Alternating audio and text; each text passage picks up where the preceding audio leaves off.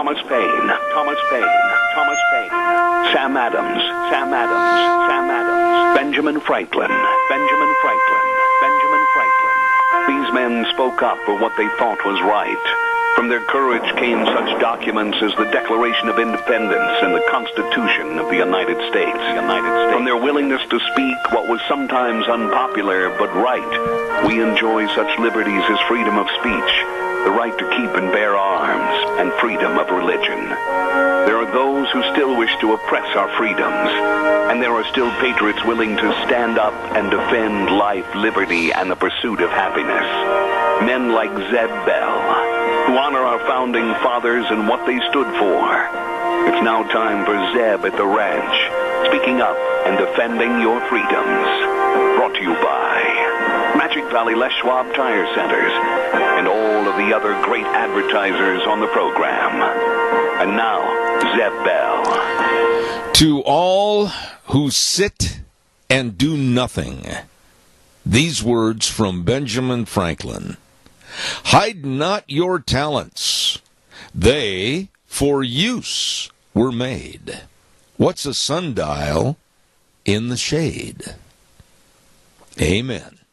Good morning, everybody. Here comes Kate Smith, and God bless America, followed by a patriot. Call in with our Pledge of Allegiance. Be proud. Good morning.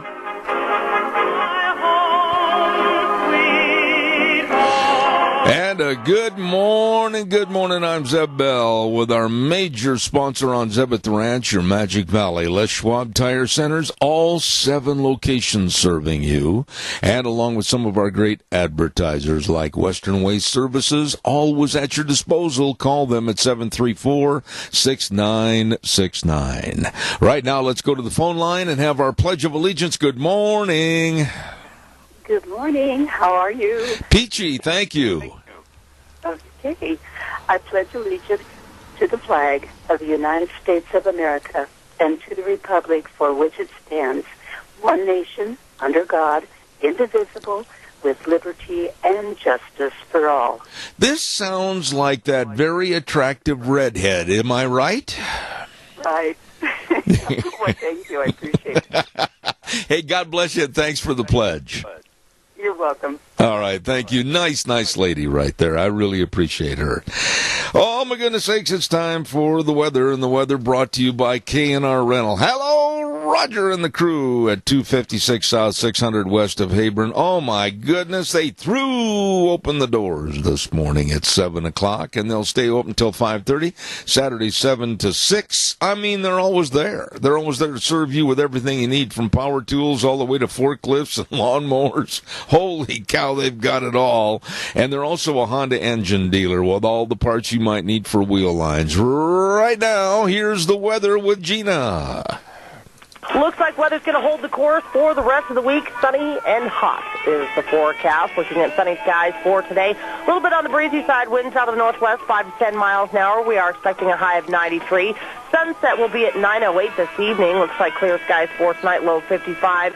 Wednesday, Thursday, Friday, going to be pretty much the same. Sunny skies, highs are going to be in the mid-90s, lows in the upper 50s. That's your weather for Zeb at the Ranch. I appreciate it, Gina. Thank you very much. Brought to everybody by K&R Rental at 256 South 600 west of Hebron. Oh, my goodness. They've been in business since 1979, and they've got all the experience and the right tools and equipment for you at K&R Rental. Really nice people. Oh, my, have we got a good program here today. A lot of good local folks on the air today, and we're looking forward to it. And I'll give you a rundown real quick. We're going to have Cash Taylor from Oakley on the program. Lyden Crane is going to be on, talking about a really crazy story up in Seattle with taxation. Then Dr. History is going to be on, and then we're going to be talking to a lady from the St. Luke's Foundation, and that's Terry Rowe, and talking about cancer cancer awareness, cancer research, a lot of things on the program this morning. But your calls are welcome, so give us a jingle. Don't forget, too, that Burley Livestock Sale Yard, Thursday sale day. Thursday is sale day at 1100 Occidental Avenue in Burley. Number to call for cattle consignments and sale information, 678-9411. Merv, May, Cade, Rogge, Lance, Udy, and they are the sale that works for you. Thursday sale day at the Burley Livestock Sale Yard. Don't you miss it. Hey, by the way, I've been taking my clothes in to be dry cleaned for years at Daryl's Cleaners, 1223 Albion Avenue in Burley. And dry cleaning just prolongs the life and the looks of your clothes, and they are the best. That's why I keep going back and back and back and back. And here, another service too, somebody called me the other day and said, were you kidding that they'll do your washing? I said, no, that's true. They'll wash, dry, fold, and iron all your clothes. Save you the time and the effort right there at Daryl's Cleaners. 1223 Albion Avenue in Burley. You stop in and see those good folks today. Lunch Bunch is coming up on Thursday. Yep, day after tomorrow at Denny's Restaurant. We're going to talk to you a little bit about that. Denny's Restaurant, as you know, at 611 North Overland in Burley. Did I say north or did I say north? I forgot to put the R in there. Denny's Restaurant, of course, with the greatest of people, nicest folks, great menus, breakfast, lunch, or dinner, anytime, all the time at Denny's. And we just really have enjoyed our stay over there for Zeb's Lunch Bunch. By the way, some of our gift certificate sponsors are going to be Smith's Food, Hanson Mortuary, Stokes Groceries, Doug Martin with his redneck, cup holders, the originals, all of this and a lot more at our Lunch Bunch at Denny's Restaurant this Thursday, 611 North Overland in Burley. You can stop in anytime you want to. Also, thanks to Ramsey Heating and Electric at 2600 Overland Avenue in Burley, 678-0459. All your heating, cooling, and electrical needs. You heard Gina just a minute ago say that this trend of being in the low 90s is going to stay right around with us for the next couple of days. And it's summertime, folks. It's summertime. There you go. And be cool with your air conditioner working efficiently with clean air filters from Ramsey Heating and Electric. 2600 Overland Avenue in Burley. Call them at 678-0459, where they provide warm winters and cool summers. I absolutely do not understand, and I really want you to get involved in this because this is insane. We had this story on the other day, but it stays around because it is so nuts. Canadian Prime Minister Trudeau is going to make reparations payment to a convicted Muslim terrorist killer. Because he, the Muslim terrorist killer, claims that he was tortured at Guantanamo. Now, I don't care if they tried to cut his toenails off. $8 million to a terrorist that killed one of our soldiers and blinded forever another. And you know what those families got? You know what the Spears family got for the loss of their husband and their father? Nothing. You know what the other soldier got for his blindness? Nothing. And Canada and Trudeau are going to hand this Muslim terrorist $8 million. He is now a millionaire. And he also has ties to some of the families involved in connecting the dots and providing terroristic activities over in Afghanistan. Where do you think the, at least part of, $8 million is going to go? This is another example, and I don't care if this is politically correct. I don't care if this hurts people's feelings. Wah, wah, poor Muslims. This is another example of catering and pandering to Muslims. Why? I don't understand. $8 million because he, this Kadar, claims, underline the word claims, oh, he was tortured at Guantanamo. I doubt seriously if that's true. And quite frankly, if it was, it wouldn't bother me a bit. No, it would not bother me a bit. I am sick and tired of our soldiers going into combat. I am sick and tired of our soldiers having one hand tied behind them in everything they do and every mission that they go out on to be politically correct. And here is a case of handing a convicted Muslim terrorist killer threw a grenade at our soldiers, killed them, and he gets $8 million. You have to be outraged over this. It's only the loony liberals that are standing up applauding. Give me a call, 436-2244, 1-866-927-4587. And besides that, he even got an apology. Oh, we're sorry. Sorry? Sorry? Give me a call, please. Burley Physical Therapy and Rehabilitation, 1263 Bennett Avenue, Suite 2 in Burley. They can and will help you get back to being you. Maybe you've had an accident, maybe you're just recovering from a surgery, whatever, and you got some really stiff limbs and joints. I'll tell you what, they can help, and they will. Yes, with a great exercise program and the use of that hydrotherapy pool. Oh, I like that. It helped me a lot. Let me tell you something, after my surgeries, greatest thing I ever did. And the people that work there are so knowledgeable, and they know everything about how to help you get back to being you. Burley Physical Therapy and Rehabilitation, 1263 Bennett Avenue, Suite 2 in Burley. The number to call, 678-1191. You be sure and give them a call today, please. Come on, callers. Maybe, I can't imagine my audience letting this slide by. I just can't imagine.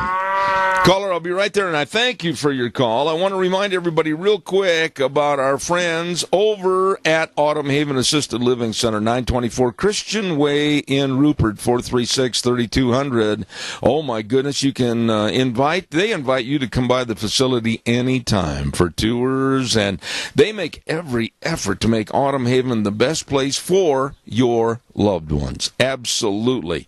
The only locally owned and operated assisted living facility in the Minnecasia area, and they're small compared to some, but with a bigger heart than most. Autumn Haven Assisted Living Center, 924 Christian Way in Rupert, 436-3200. Caller, thank you. Good morning. You're on the air. Good morning, Deb. Does this smell a little bit like Minnesota? What are you talking about, Keith? What do you mean? This is where all the Muslims seem to want to congregate, and they're getting to be pretty powerful there. Are we going to be looking at something like this in Minnesota? Oh, I don't think it's out of the realm of rhyme and reason at all. I mean, we're going to be looking at more of this type of thing. And all the Muslims that I've seen on TV lately, honestly, and I'm going to be poignantly honest, whether they are women or whether they are men, they have been playing the crybaby card. Oh, we feel like we're being picked on. Oh, woe is us. Well, the reason they feel like they're being picked on is because they are. They are the people that have blown down the towers in New York. Those are the people that killed people in California. Those are the people that have bombed, destroyed, and maimed and beheaded. So why in the heck are they not feeling like they're being picked on? Well, and then you see this incident that happened in Minnesota where this police officer shot this gal, and we don't know the details on it yet, but he was from Somalia, and was he a Muslim?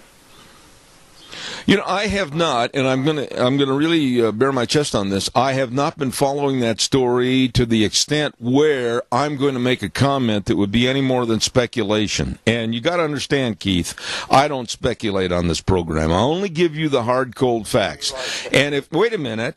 And I told you I want the truth. Well, wait a minute, Keith, please. And when I sit down and do about 30 different stories every day for this program, and including the segments with the guests, I got to admit I did not do my due diligence on that story. So my apologies to you. Well, this is an incident that happens every day in Chicago or California or wherever. You can't keep track of all of those.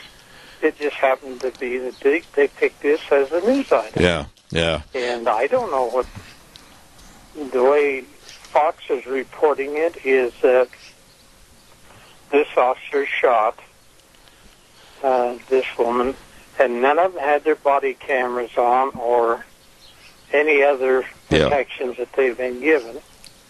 And so they don't know where to go from here. All I'm going to say is... And they're dealing it as a homicide. Yeah. Keith, I'm just going to leave it with the facts that I have been telling everybody on my program. And you can see this, I know, Keith, because you're perceptive and you understand what's going on in the news. You can see the woe is me attitude. The poor are us. Everybody dislikes us. Attitude that they're purveying. And our senators, our congressmen, and the general public lapping it up like a cat to a plate of milk. And that's the deviousness of this. We're falling into their trap. We're falling into, the poor Muslims, and then pretty quick, look out, here comes a lot more that's going to put the shoe down on us. That's why I brought it up about Minnesota. There's such a, I think if they're going to let these people into our countries, they can't put them in one group like they have in Minnesota. These people will grow and grow and grow, and they've already got somebody in the U.S. Senate or Congress, I don't know which. I want assimilation. If they can't assimilate into our culture with the respect and honoring of our Constitution and our values and our laws, I don't want them here. Is that plain enough? Let's send them home. Bingo. Keith, you and your wife, God bless. Thank you so much. You bet. All right, sir. Yeah, I mean that. I'm getting adamant about this. If they can't assimilate into our culture with the way we do things, our American heritage, our Constitution, our laws, and then they're always, we want to have Sharia law. No, we don't want to go by that. We want to have Sharia law. Right there, close the door, close the file, get a plane ticket. Adios, amigo, you're out of here. I don't want them here. Gosh, I hope the Twins Falls Times News, City Council, and CSI heard that. I don't want them here.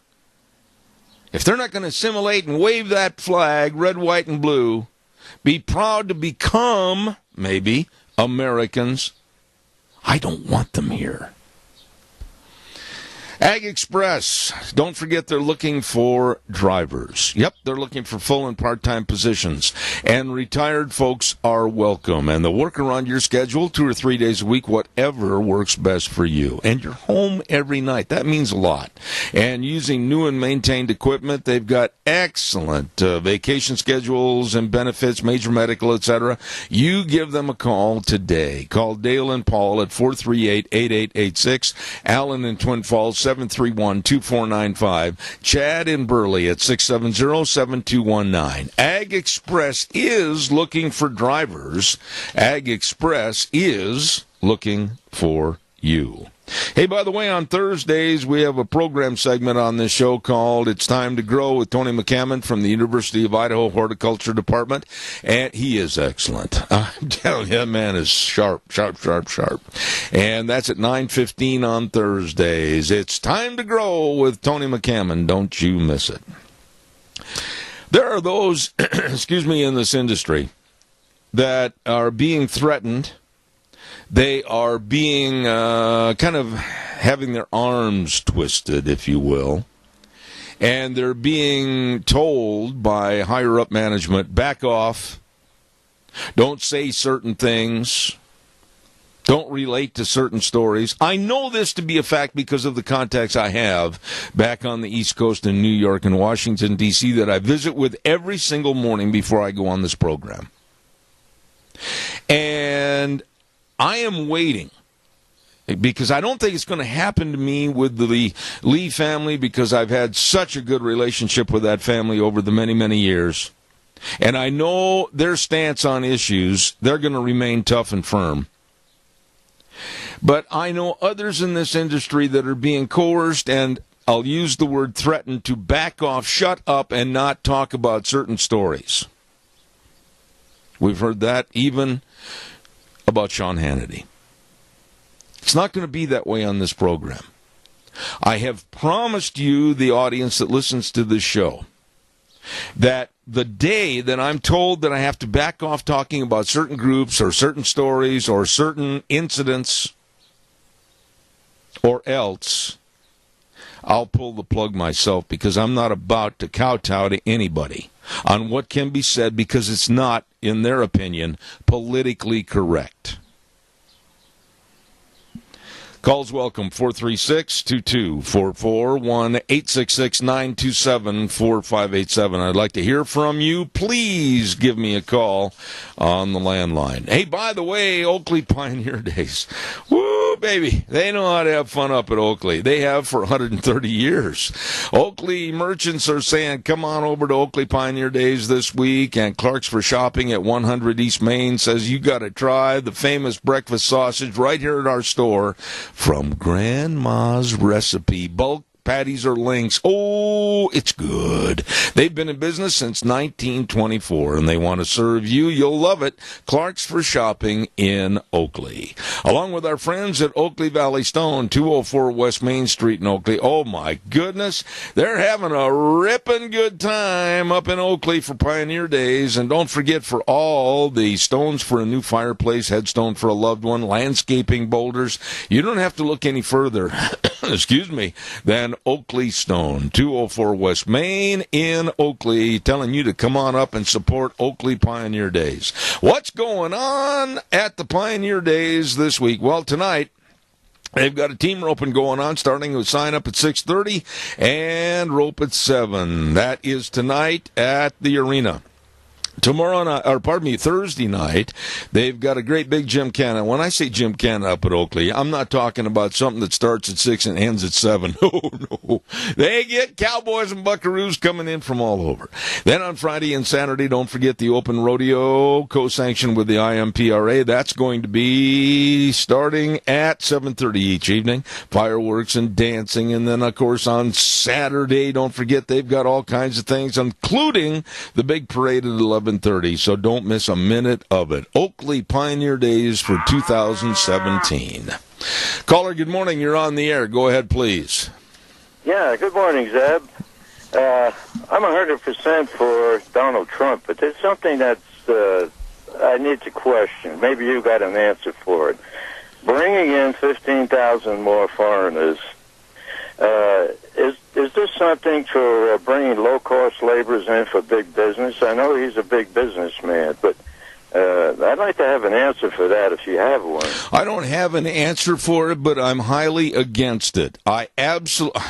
I'm going to sound really, they're going to call me racist, bigoted, hate monger, whatever they want. I don't care about what people call me. I'm going to be honest about it.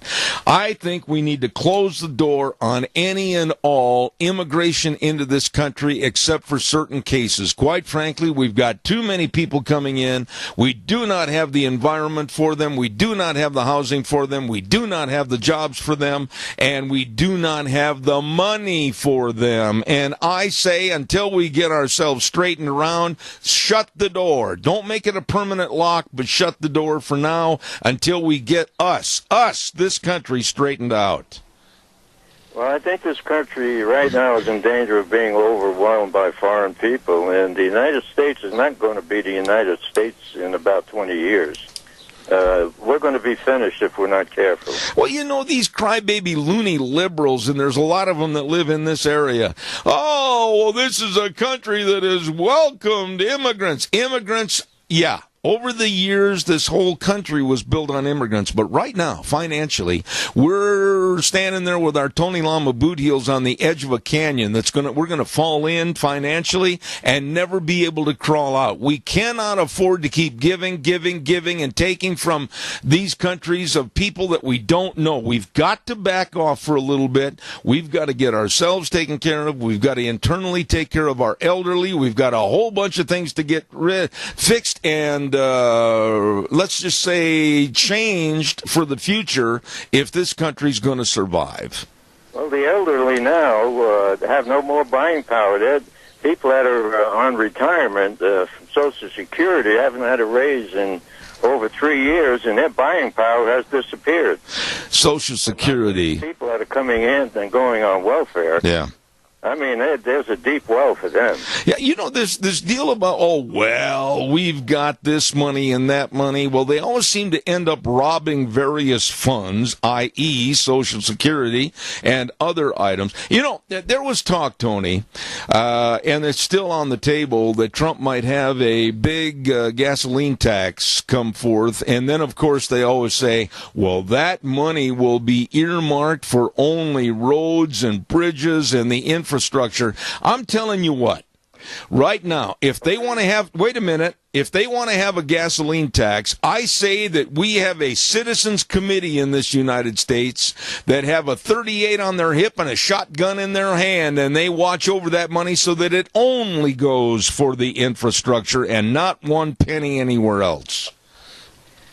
Well, most of the money being earmarked today, no matter what it is, even here in Twin Falls, taxes for backflow and all this stuff, that's gone for the influx of welfare recipients coming into Twin Falls. Yeah. I'm not blind, and there's a lot of my neighbors are feeling the same way. Amen. And we all need to speak out. We need to absolutely condemn what's going on in Washington, D.C. with these spineless Republicans and these loony liberals. Boy, that doesn't really sound like a good deal for the rest of America, does it? It certainly doesn't, Zeb. And I'll tell you what, I'm not complaining that I'm 87 now, because I don't want to be around in another 10 to 15 years. I'll tell you what, whatever happens in the future, I want you to look down and maybe call me on a cloud someplace and we'll talk about it. Thank you, okay, Tony. And I'll be throwing boulders down on something. I don't know what, but... God bless you, man. Thanks. Appreciate it. All right. All right. Hey, don't forget our dear friends at Berry Equipment and Rental. Oh, my goodness, they've got all the equipment to get the job done right. Yes, they do. South Lincoln in Jerome and Addison Avenue West in Twin Falls, 159 West Highway 30 in Burley. You know, mowing your lawn. I love mowing my lawn. I do. I love really taking care of my lawn. And Deanna and I really make a project out of it. I would love to have one of those Walker mowers, 0% interest for 48 months. Maybe I might go check on those. She's not listening. She's in the other room. And I'll tell you what, use what the pros use and come see the difference at Berry Equipment and Rental. Oh, my goodness, good folks with all the Bobcat excavators, everything, all the equipment for what you need. Stop in South Lincoln in Jerome, Addison Avenue West in Twin, and 159 West Highway 30 in Burley. Berry Equipment and Rental. Really good folks. Calls are welcome, 436-2244, 1-866-927-4587. Hey, by the way, Burley Area Merchants Association, you better mark this on your calendar right now. Got a calendar? Okay, you got a red ink pen or whatever? They're going to have the sidewalk sales in Burley July 20th, 21st, and 22nd. That's starting on Thursday, Friday, and Saturday. And you can shop locally and save a lot of money and do all your summer, and listen to this, back to school shopping. It's that time of the year already. Holy cow. You'll be boosting the local employment and promoting economic development right here locally. Burley Area Merchants Association, better known as BAMA, with their big sidewalk sales July 20th, 21st, and 22nd. All right, it's your turn. 436-2244, 1-866-927-4587. Let's see, what else have we got? Evergreen College in Washington. There is just one of the colleges and universities in the United States that is absolutely now a mess. I talked to some people that live up in that area and that their students, their family members are going to that college, and they said it's in utter chaos right now. And recently, they had a hearing on campus about the problems and the absolute liberal, shut-your-mouth conservative attitude. One female student, I don't know if you saw this on the news or not, I give this girl a lot of credit for having the courage to stand up at a hearing and testify that she was not allowed to speak in class because she's white. She's not allowed to speak in class because she's white. She was slandered. She was threatened. And she said she was not allowed to speak or raise her hand or ask a question or whatever in class because she's white. Now, this college, Evergreen College, needs a very strong hand right now to slap down, and I'm going to stay with that verbiage, slap down the kooks that are trying to take it over. They even made, and I'm paraphrasing this from a week and a half, 2 weeks ago on this program, we had the story about how the blacks and the minorities at this college were demanding that the whites stay away from school on a day, a certain designated day. We don't want you here because you're white. They even told the teachers, we don't want you to get in front of your class on that day because you're white. What? These students and their mommies and daddies are paying pretty good money for them to go to that school and get an education. And you've got some of these crackpots, Black Lives Matter and others, you stay away from this school on this certain day because you're white. Oh, boy. Yours truly would not miss 1 minute. Actually, even if I thought about cutting class for any other reason, I'd be there on that day just to stick it in their face. How dare they or any group make demands, racial demands? They are the racists that white people sit down, shut up, and stay away. I know what you're thinking. Well, you're probably saying, well, back in the 50s and 60s down in Alabama. I know. Those were horrendous times. And we've supposedly got away from that. But now, the role reversal with the idiot groups like Black Lives Matter and others, making demands, and these weak-kneed, jello-minded college heads, supervisors, board of regents, are allowing this problem to fester and grow. It's crazy. Calls are welcome, 436-2244, 1-866-927-4587. Hey, the other day we had a really nice guy on from the Lincoln County Fair and Rodeo. And, boy, they're a great big event, July 22nd through the 30th. They're going to have junior rodeos. They're going to have ranch rodeos. They're going to have IMPRA rodeos. They're going to have a huge United Truck and Tractor pull. This is a country county fair. And I mean, if you want to get back to the real meaning of fairs, county fairs, this is it, up in Shoshone. I'm telling you, their theme from pioneer days to modern ways, Lincoln County Fair and Rodeo in Shoshone, July 22nd through the 30th. Don't you miss it.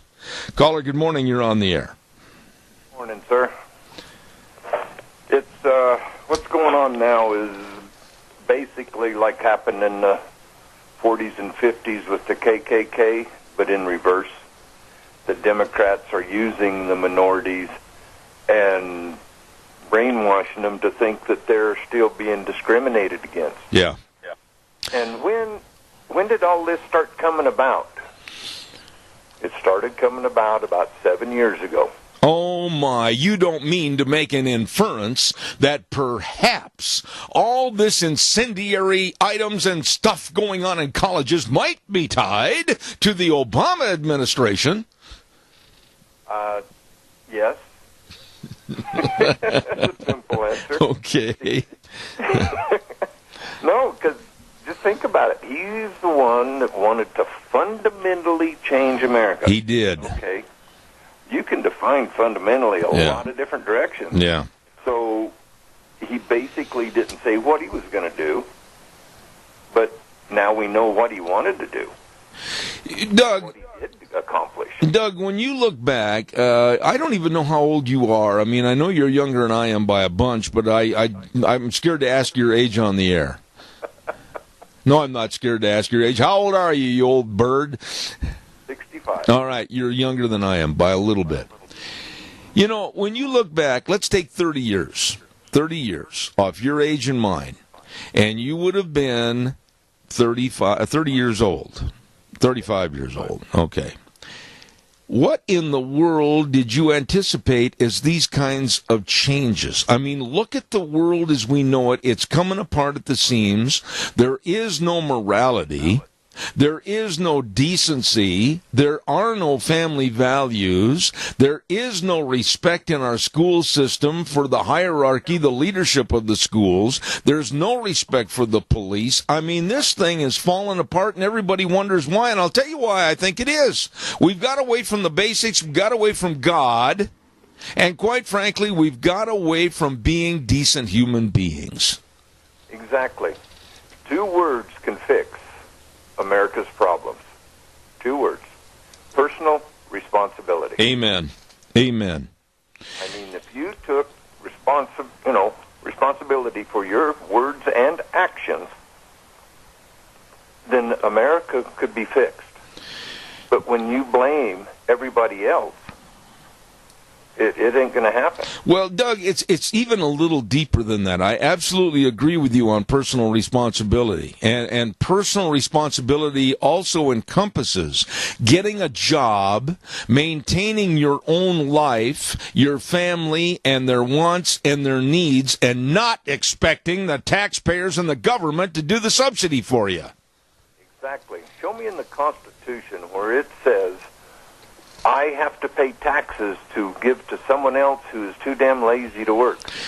Especially the last 4 words of your phrase. They are perfectly fitting, and I'd like to incorporate those words into an addendum to be pushed into the Bill of Rights and the Constitution and everything else. Yes. And can we go to health care now? Oh, boy, we're covering everything. Go ahead. Yeah, on health care, whenever you've got a third party buying a product, they don't care about the price, they don't care about the value, They don't care about anything.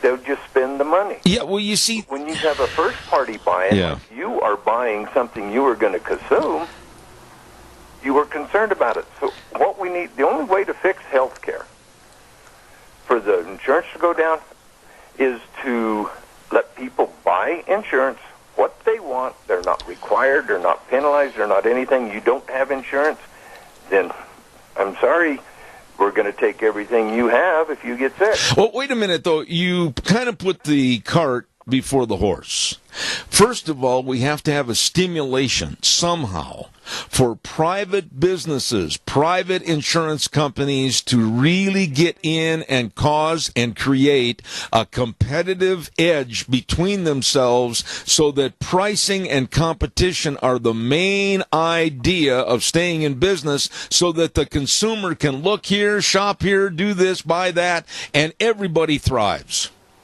Exactly. That's exactly it in the hospital. Ever since all these hospitals have been bought up by these big corporations, these for-profit corporations, what has happened to healthcare prices? Yeah. They've got to turn a profit. The hospitals, if they were owned by the counties and owned by the states and non-profit, I mean, everything they make goes back into the hospital. You know, their prices are adjusted to where, you know, they're going to break even. Cost costs would go down. But, Too, they need to let hospitals compete against each other. Well, listen, I don't know if you heard the program yesterday or not, but this guy, his name is Dave Davis from Kimberly, and he wrote a letter in the paper last Sunday that he was all in favor of single-payer health insurance. He didn't put a lot of thought into this letter. He didn't put a lot of time studying the issue, or he wouldn't have written some of the insane things that he talked about.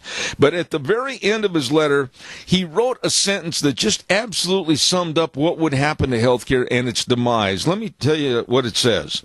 We need a nonprofit system that is fair to all of our citizens, but which will give fair profits to doctors and hospitals. Now, right there, Dave Davis, along with other insane thoughts in his letter, they want to have something that says, well, doctor, you can only make so-and-so because we consider that to be a fair profit. You realize what that would do for medical research on cancer or kidney disease or heart disease or anything else? There wouldn't be any because these doctors would not have the incentive to really develop teams and go out and study. They wouldn't have the university schedule set up so that these people could go to university and know that they can pay off their bills of education and become doctors and serve the world. I don't care how much doctors make as long as they're doing the job of serving the public and trying to eradicate the ills of this nation. Well, that's very true. Very true there. And what's caused the cost of becoming a doctor has gone through the roof. I'm sure you're looking probably six figures. Oh, boy. On hospital costs. Not hospital, but I mean on education to become a doctor. Yeah. And ever since the student loan has come out and the government's gotten in on that, college tuitions have gone up over 1,000%. We have so many. I got to do a weather forecast. I love talking to you, Doug, but man, I've got to pay some bills. But we have a bunch of problems in this country. And right now, we've got the knuckle-dragging Democrats that are trying to slow everything down to a snail's pace or even set it up at a stop sign and not go anywhere. And then we've got no backbone Republicans. We've got some major problems, Doug. That's the bottom line. Well, we've got a swamp. We've got big government does not want to give up power or money, so they're going to do everything they can. They campaigned the last 7 years on a lie. Yep. Now it's time to hold their feet to the fire on that lie. I agree. Always good to talk to you. I got to run. I'm running so late. Thank you, Doug. Right now, we got to do a weather forecast brought to everybody by Mount Harrison Audiology and Hearing Aids with Dr. Christine Pickup. You've heard me say, and I had a call the other day, as a matter of fact, when I mentioned that I had the hearing screening over at Mount Harrison. It's really so simple. It takes about, I think, 35 minutes or so. And it really helped find out what the problem with my hearing in my right ear. Well, it might be related to health conditions. It might be related to some of the medicine you're taking. It could be any number of things that are causing a loss of hearing. So please find out and address the issue and get it taken care of. Contact Mount Harrison Audiology and Hearing Aids today. They're right across from the Minidoka Hospital Emergency Room. The number to call, 312-0957. And right now, here's Gina with the weather. Looks like weather's going to hold the course for the rest of the week. Sunny and hot is the forecast. Looking at sunny skies for today. A little bit on the breezy side. Winds out of the northwest, 5 to 10 miles an hour. We are expecting a high of 93. Sunset will be at 9:08 this evening. Looks like clear skies for tonight, low 55. Wednesday, Thursday, Friday, going to be pretty much the same. Sunny skies. Highs are going to be in the mid-90s, lows in the upper 50s. That's your weather for Zebeth Ranch. Thanks, Gina. And, of course, brought to you by Mount Harrison Audiology and Hearing Aids. And, of course, the lovely Dr. Christine Pickup, ready to help you with your hearing. Call for an appointment today, 312-0957. Caller, good morning. You're on the air. The problem is the representatives in Washington have single-payer health insurance. They're just talking about what everybody else is going to have, and they're not part of it. So they don't understand the problem, and they don't understand the consequences because they don't face it. You know, I believe to a great degree you are right, and I want to get your response on something else before you hang up. I don't think the general public in America today, because of their jobs, because of their family situations, I don't think they really sit down and perceive how valuable our great education system in this country is to teach doctors and help training for research. And once you take away that incentive, we're going to see a society go downhill fast because we can't control diseases and the eradication of diseases because there's no incentive for doctors to get involved. Would you agree with that statement? I think it's basically right. Their doctors should be able to charge according to their ability and their expertise. But that's a different problem. When you're talking about insurance, you have a group of people that are deciding what kind of insurance everybody's going to have, but they're not part of it. I agree. They don't have anything to do with it. They already have their single-payer insurance, and they think it's great. But that's the problem.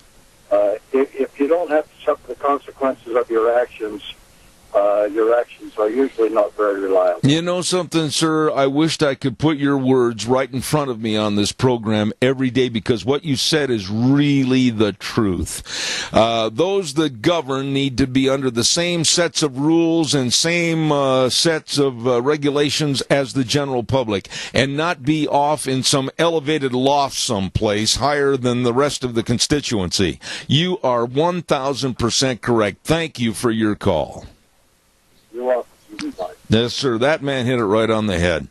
You know, everybody, I don't care if it's a president of the United States. I am so sick and tired of, well, we got a different set of rules for this group. Well, we've got a different set of rules for this group. You know, and then the poor folk and the common people, well, we'll just kind of pass this over here for them. I would rather have the government, and I've really thought about this a lot, just get the heck out of Dodge City. And the government on the federal level do what they're supposed to do according to our forefathers, and that be a lifeguard or a safety net for our country and us. And get out of everything else. Education, healthcare, you name it. Every single time you let a bureaucrat with three-piece suits and wingtip shoes get involved, it's going to end up with a bad deal for you, your family, and it's going to cost you a lot more money. Don't forget your Magic Valley Les Schwab Tire Centers. Oh, my goodness sakes, all 7 locations helping you get where you're going this summer with absolutely the best of tires for your pickups and SUVs, like the Terramax HT all-season tire, economically priced. Oh, that is a good one. And then for your cars, the Eclipse tire, premium traction, superior ride quality. I'm telling you what, don't pull out of the driveway and go anywhere until you stop over to your Magic Valley Les Schwab Tire Centers and make sure that your tires are going to get where you're going, okay? And the best in brake service, the best in front end alignment, shocks and struts and batteries, everything. But the best in service, they really, really care. Lane and Rupert, Dave on Blue Lakes and Twin, Mike and Buell, Mike and Jerome, the Twist family and Paul, Daniel on Poline and Twin, and Randy on Overland and Burley. Yeah, they care. Your Magic Valley Les Schwab Tire Centers. Got time for another call? Give me a jingle. You know, this next little story makes me so mad because this guy is a complete blood leech on America, and that's O.J. Simpson. I don't even like to report on O.J. Simpson. I remember I was in California doing a rodeo when they had the famous white Bronco car chase.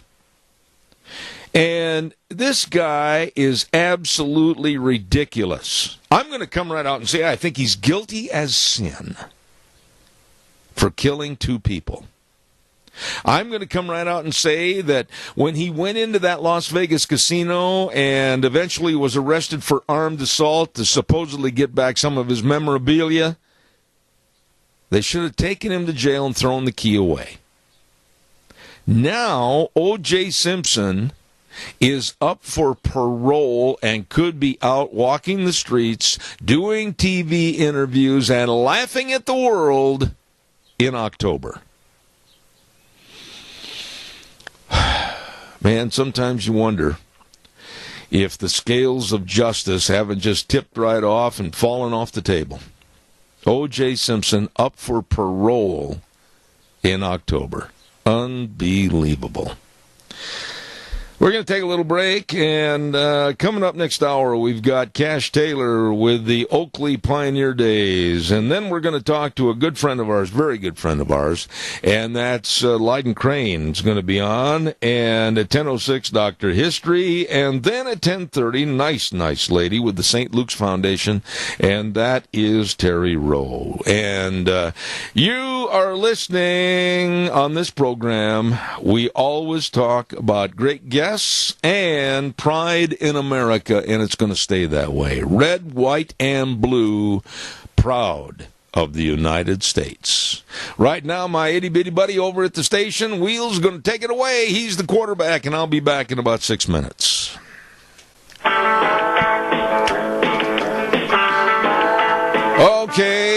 Okay. Here we go, hour number 2 on a Tuesday, July 18th. Good morning, Zeb at the Ranch. I'm Zeb Bell with our major sponsor, your Magic Valley Les Schwab Tire Centers, all 7 locations serving you, along with some of our great advertisers like Western Waste Services. From the canyons of the Snake River and all across southern Idaho, we're always at your disposal. Western Waste Services, we care about our community, our resources, and this great land. Western Waste Services is lending a hand, always at your disposal. Western Waste Services, always at your disposal. Loyal to the community and the people that they serve, I'll guarantee you these folks are good. I really enjoy their friendship and their business over the many, many years. And if you're doing some cleanup campaigns, maybe the basement, maybe the garage, whatever, you need a dumpster, they've got dumpsters in various sizes. All you have to do is call. They'll deliver it. You fill it up, they'll come and get it. 734-6969. Western Waste Services, always at your disposal. Hey, by the way, don't forget on Mondays, the lovely Miss Vicky of Vicky's Country Gardens. What a nice lady, and very, very knowledgeable about your gardens and everything else. Oh my, she's good. And she's got all the bark and the rock and the outside decor items to really spruce up your yard. All you have to do is just call her, find out more, stop in. Vicky's Country Garden, 185 South 600 West of Paul. And that segment with Vicky is every Monday at 9:15. Looking forward to it again next week. Call her 438-5663. Oh, and 2, before we go any further, don't forget our friends at Ark Animal Hospital. You know, they really, really care about your dogs, kitty cats, your cows, your horses, everything. They're a mixed animal practice, meaning big or small, they love them all. Hey, don't forget, with the warm temperatures, don't put your dogs or kitty cats in the car. Come on, use some common sense. Leave them out of the hot cars. Leave them at home. Ark Animal Hospital, 750 21st Street in Heyburn. Number to call, 678-1177. They do have the warm hearts for the cold noses at Ark Animal Hospital. Right now, let's go via the phone line. I love this first name, man. Cash Taylor. I mean, this guy's got a pocket full of money. Cash Taylor of Oakley. How are you this morning? Very well, Zeb. Thanks for having me on this morning. Well, I got to ask you before we go any further, how did the 9th annual Bump and Rub car race turn out? Tell us all the highlights and the disasters. There were a few disasters.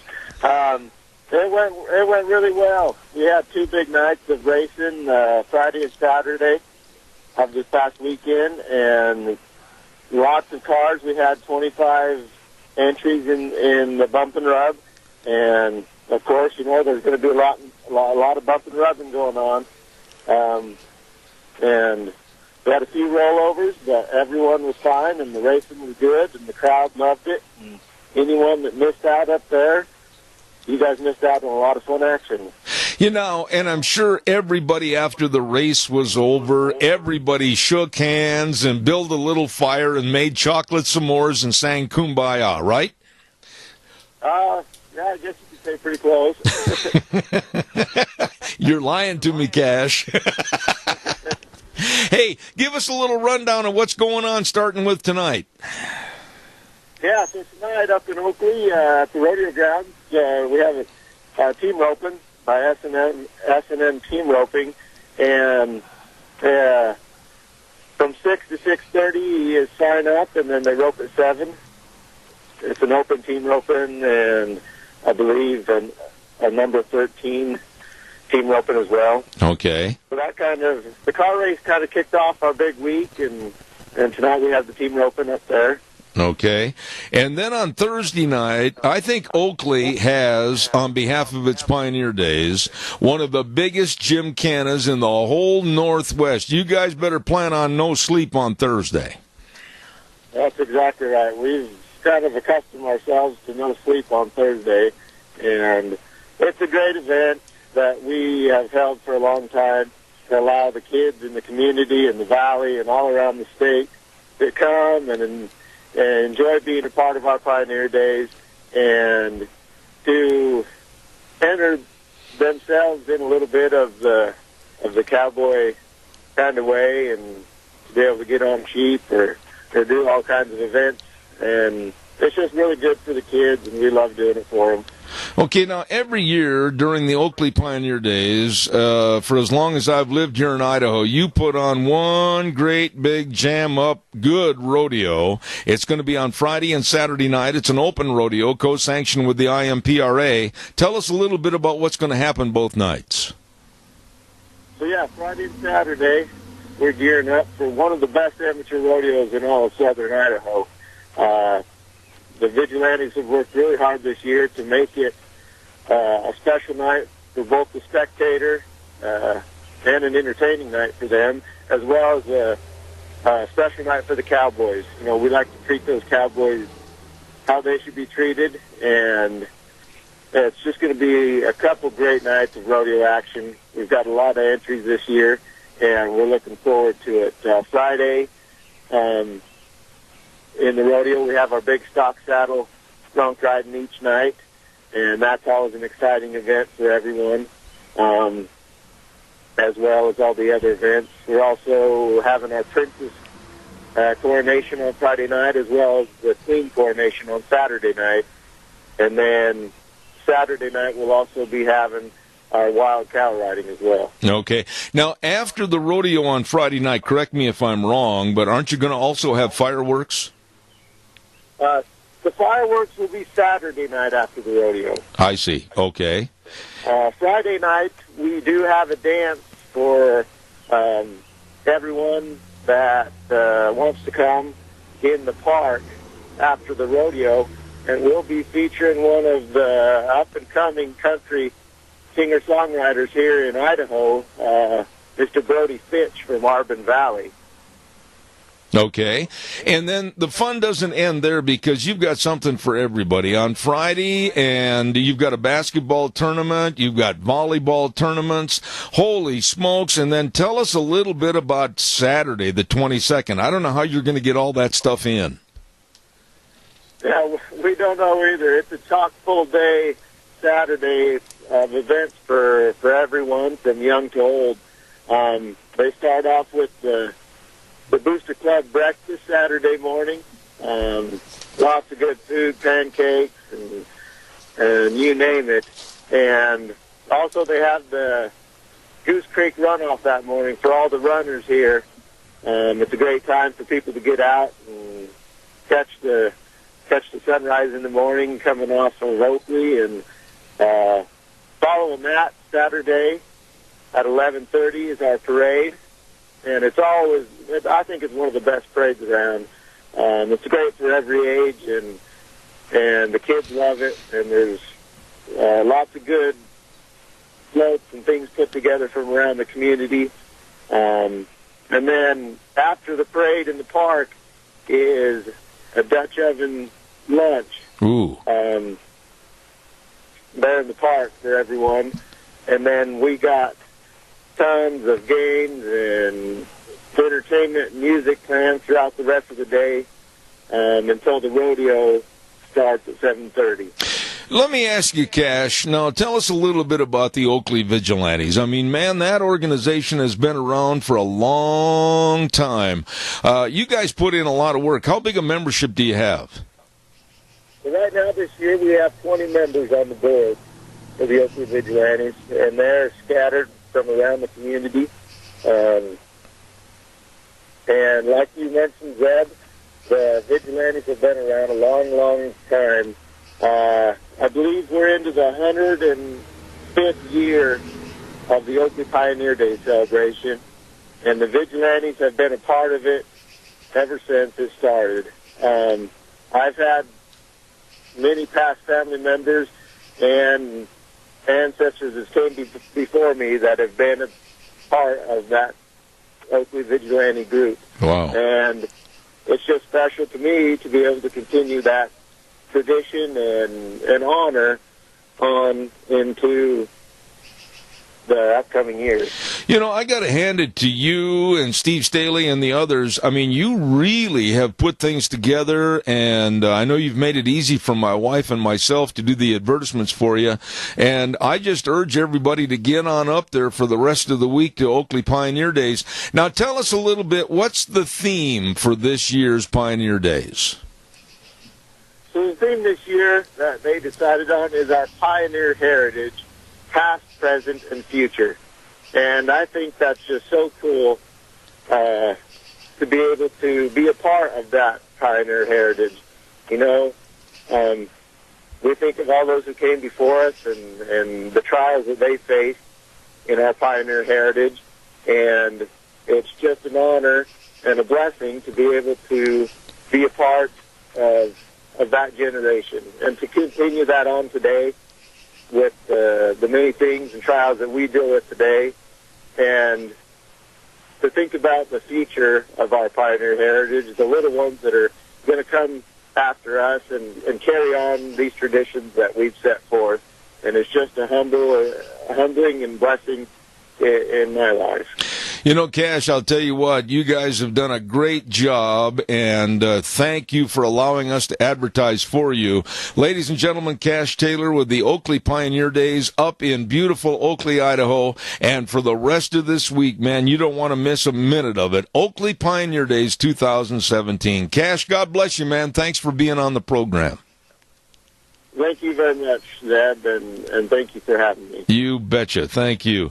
You know, I think that the people up there, they don't get enough credit for what they do and what kind of an event they produce.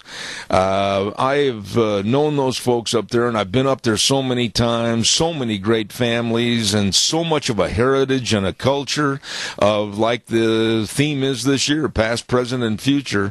Wow. And they've got a list that goes on and on and on to try to make sure that everybody has fun, from volleyball tournaments, basketball tournaments, chuck wagon breakfasts, runs, Goose Creek runoff. I mean, the open rodeo. It goes on and on. A lot of fun. Thank you, Cash Taylor. Excellent. Oh, my goodness sakes, we've got to pay some bills here right now. And let's tell you about some really, really dear friends of ours. And that, of course, is our dear friend over at Hanson Mortuary, and that is Joel Heward. You know, his family and the staff, they are serving you. And a couple of weeks ago, we had him on the program, and he introduced a program that they are involved in right now called FAMIC, and it's used to help gain information for and about your family members. Check it out and give them a call today. They'd love to share this information with you. And the number to call is 436-5636. Hanson Mortuary at 710 6th Street in Rupert. You remember, they always uphold the highest ethical standards with unquestioned integrity. Hanson Mortuary in Rupert, serving you and your family. Really, really nice people. As you know, I've been talking about, for the last couple of weeks, the Idaho Rodeo Hall of Fame and the induction ceremonies coming up this year. 2 nights. On July 28th, we're going to have at the Canyon Crest Event Center the Tough Enough to Wear Pink Night, where a percentage of the proceeds goes to breast cancer awareness with the St. Luke's Foundation. $10 entry fee, and believe me, it is going to be a lot of fun. We've got a whole bunch of door prizes, and we want to thank Tech Distributors, your Kurz dealer, for all their help. Tony Vest has been outstanding. If you know Tony, slap him on the back. And then on Saturday night, Hall of Fame induction at 5 p.m., social hour, and the dinner at 6, and then the induction ceremony. And D.L. Evans Banks has been our major sponsor for this event, and I cannot say enough about how professional and how helpful they are at D.L. Evans Banks. Thank you so much. Call Katie for tickets at Canyon Crest at 733-9392. Don't miss it, July 28th and 29th. Let's see, what else have I got to remind you of real quick? Oh, I know what I was going to say, that we are going to be over at Denny's restaurant on Thursday. Now, you're saying, is it lunch bunch time? Yes, it is. And we'll be over there on Thursday at 11:30. So please come on by. Let's make this a big one for July. And we're going to have door prizes from Smith's Food and Hanson Mortuary and Stokes Groceries and Doug Martin with the redneck cup holders. Oh my, always a lot of fun at our lunch bunch, and we certainly hope that you will be there on Thursday at America's Diner, Denny's Restaurant. I've got time for a couple of calls, and I would love you to kind of fill in the time with your thoughts about any subject you want to talk about right now. Give me a jingle on the landline, 436-2244, 1-866-927-4587, and I'd love to visit with you about any subject that comes to mind. By the way, while I'm waiting for your call that I hope is coming in right now, I want to remind you that the Burley Area Merchants Association, BAMA, they're going to have their sidewalk sales July 20, 21, and 22 this week, Thursday, Friday, and Saturday. And shop locally and save. And also, you're boosting local employment, you're promoting economic development, and you can do all your summer and, listen to this, back to school shopping. Holy cow, is it almost time to go back to school? Yep. Well, support your friends and neighbors who own local businesses. Shop them first. Burley Area Merchants Association sidewalk sales, July 20th, 21, and 22. Okay. Your turn, 436-2244, 1-866-927-4587. Give me a call if you would, please. I would love to hear from you. Let's see, what else have we got in the news that I didn't talk about earlier this morning. Oh, good. Yeah. This is insane. Now, you and I, the taxpayers of America, the way it's set up in our military, because of the inclusion of transgenders in the military, you and I are probably and will be on the hook for all the money for their sex change operations. Doesn't that make you feel warm and fuzzy all over? No. I have talked over the last couple of weeks to soldiers around this country, soldiers of the past and soldiers of the present. And every single soldier that I've talked to said that this inclusiveness and the way the military is today is shredding morale, absolutely putting it in the dumpster. What are your thoughts about this? Give me a call at 436-2244, 1-866-927-4587. While I'm waiting for your call, I want to tell you about another great event coming up, and it's going to be starting on the 22nd and going through the 30th, and that's the Lincoln County Fair and Rodeo up in Shoshone. We got a great audience up there, a lot of good people, and the theme this year is From Pioneer Days to Modern Ways. Man, I'm telling you, we had them on the radio the other day. They're going to have, as they usually do, a great junior rodeo and an IMPRA rodeo, ranch rodeos. They're going to have a great big truck and tractor pull. I mean, if you want to see a country county fair the way it was meant to be and still is, you better get up to the Lincoln County Fair and Rodeo in Shoshone, July 22nd through the 30th. Caller, good morning. You're on the air. Yeah, it's Earl. Hi, Earl. I've always worried about a sex change every time I'm crawling through a barbed wire fence.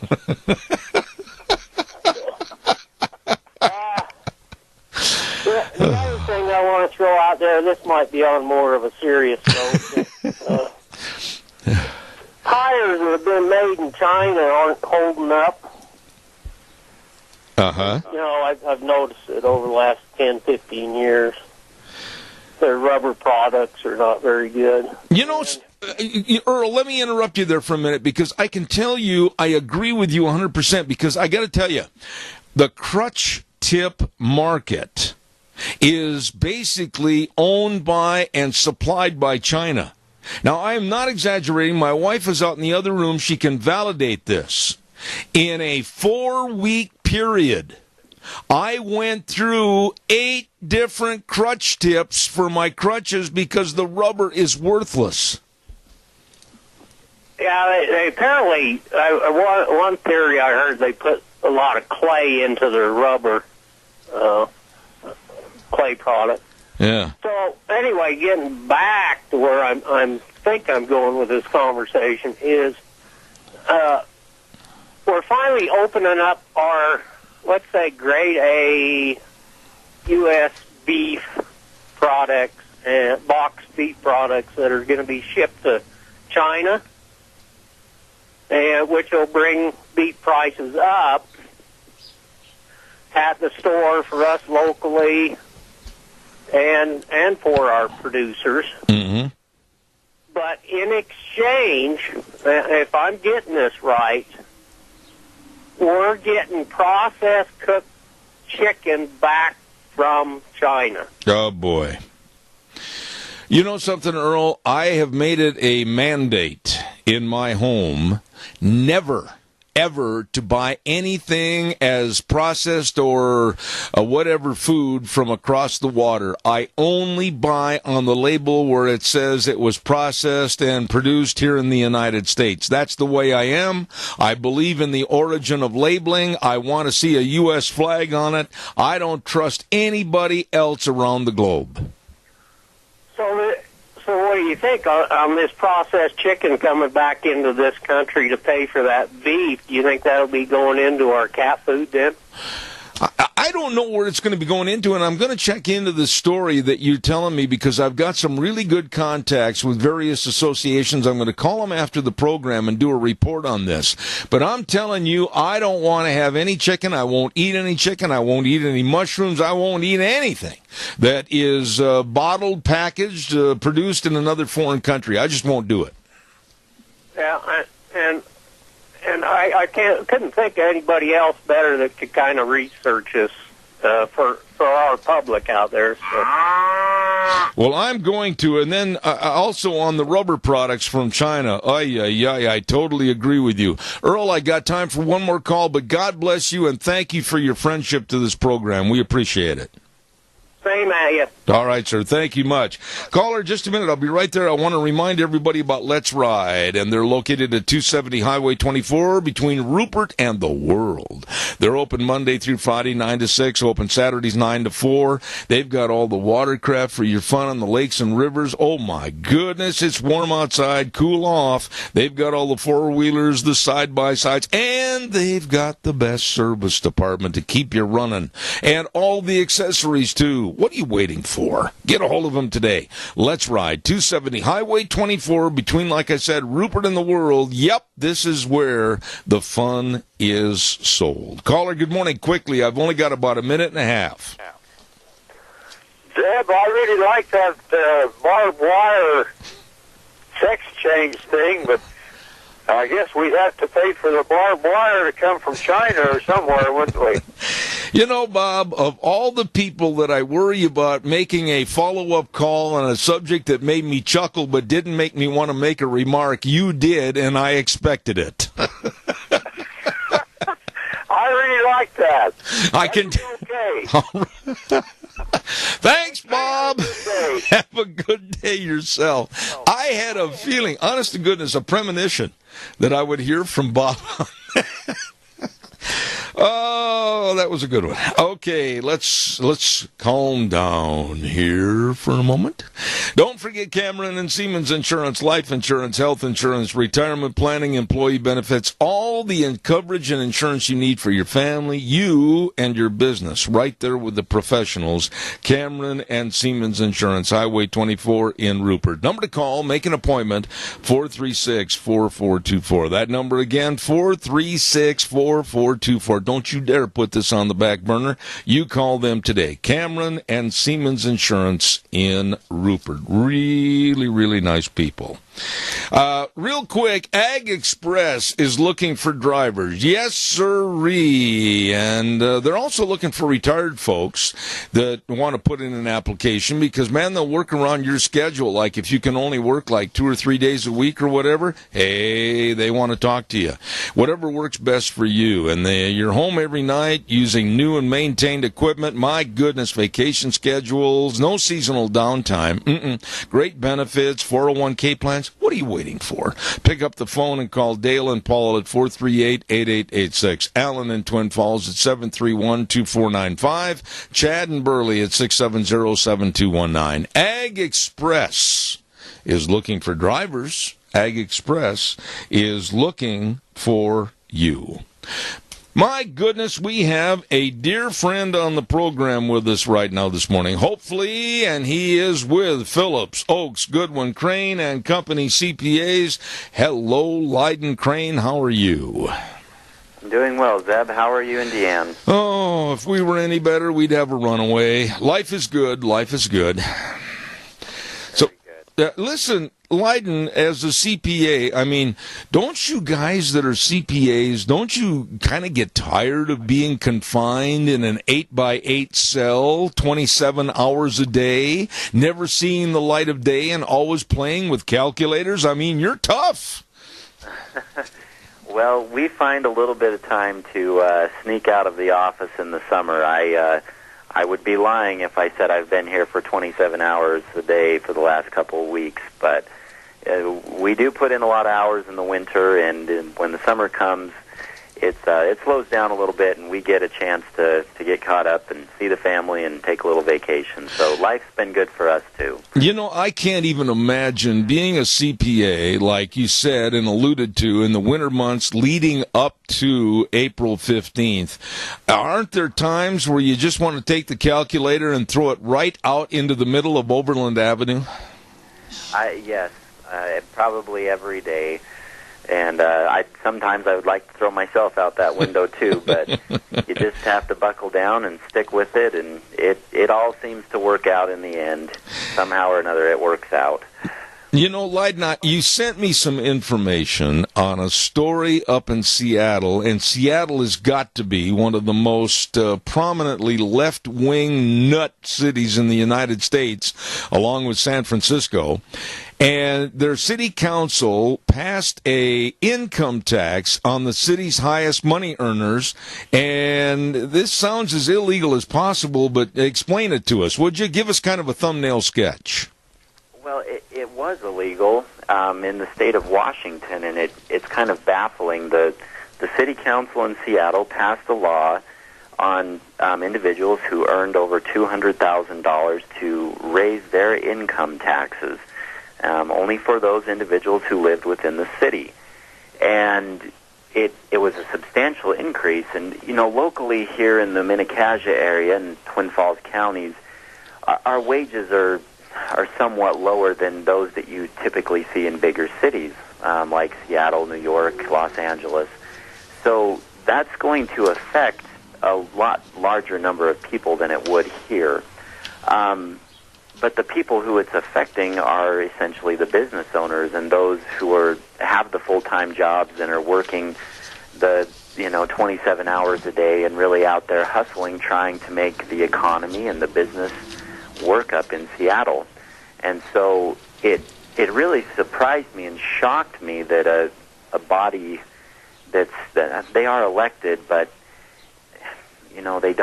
they're making decisions that affect those people within their jurisdiction.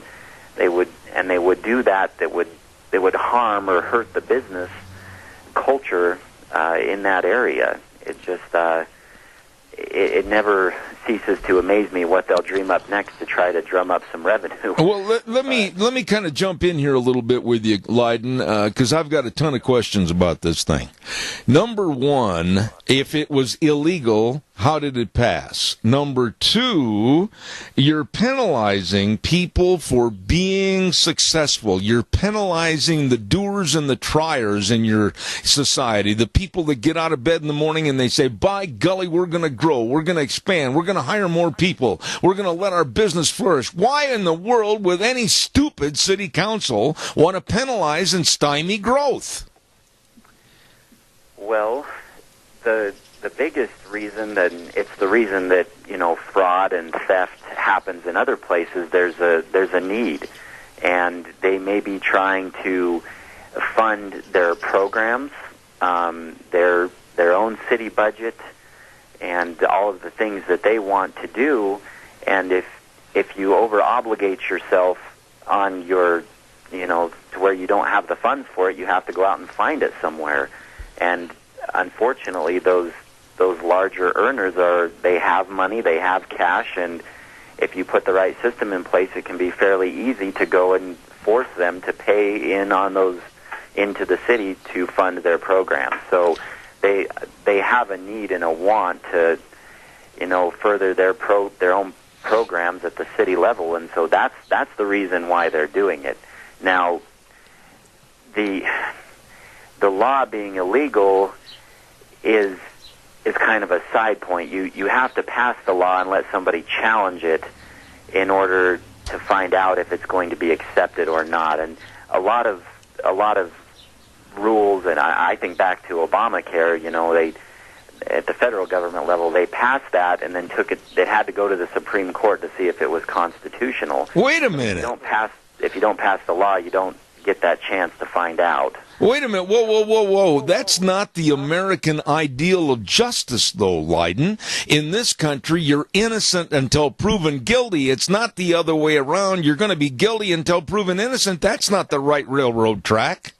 Well, I totally agree, and I think that, when you write a law, you would hope that your attorneys would do some work to say, this isn't going to be able to pass, and we shouldn't do it.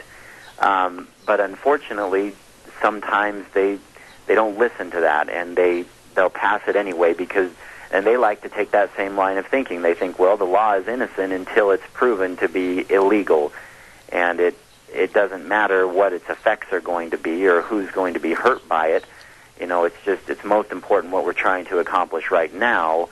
And I mean, as well as I do, I don't support that line of thinking at all, and that's why I sent you the article. It never ceases to amaze me what they'll try next to try to drum up a little business, but yet hurt their economy as a whole. Well, yeah, but Leiden, wait a minute.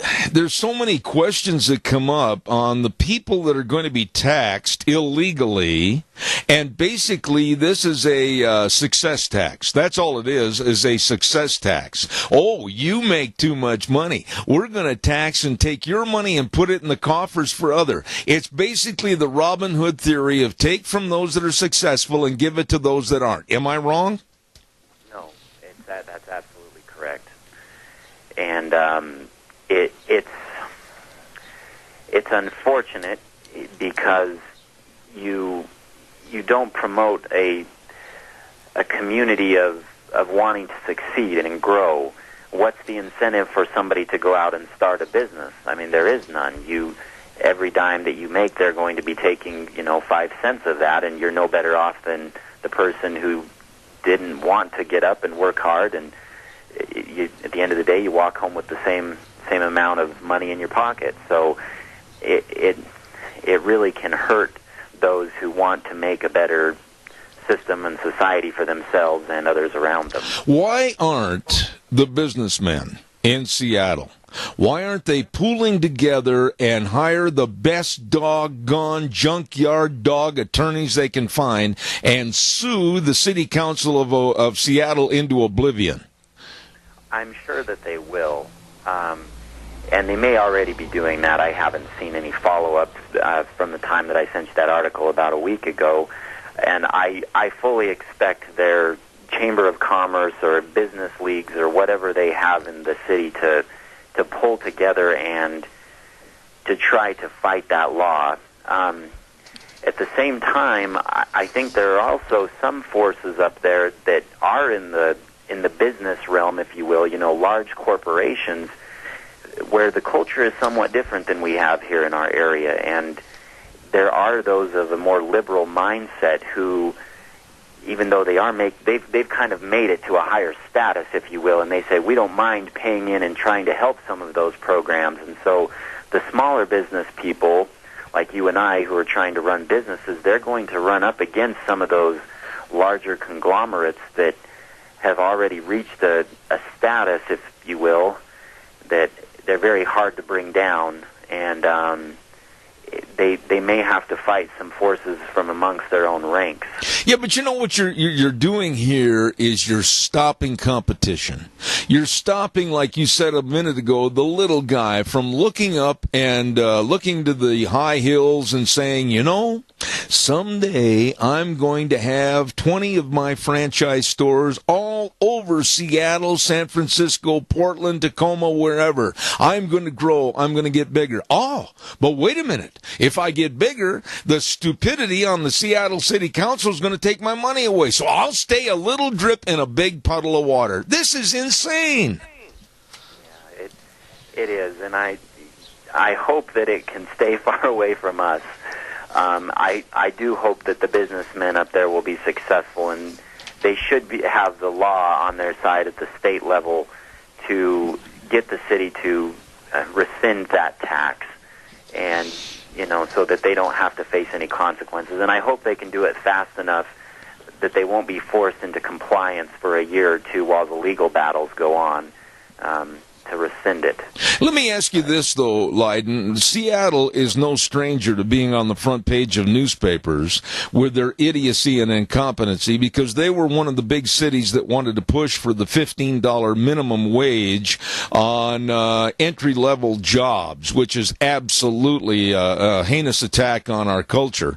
And they found out that it absolutely didn't do anything except cause more unemployment, more firings, and less business owners wanting to bring in people for their business. I mean, this was an insane attack, and now people across the United States are saying, maybe it wasn't such a good idea after all.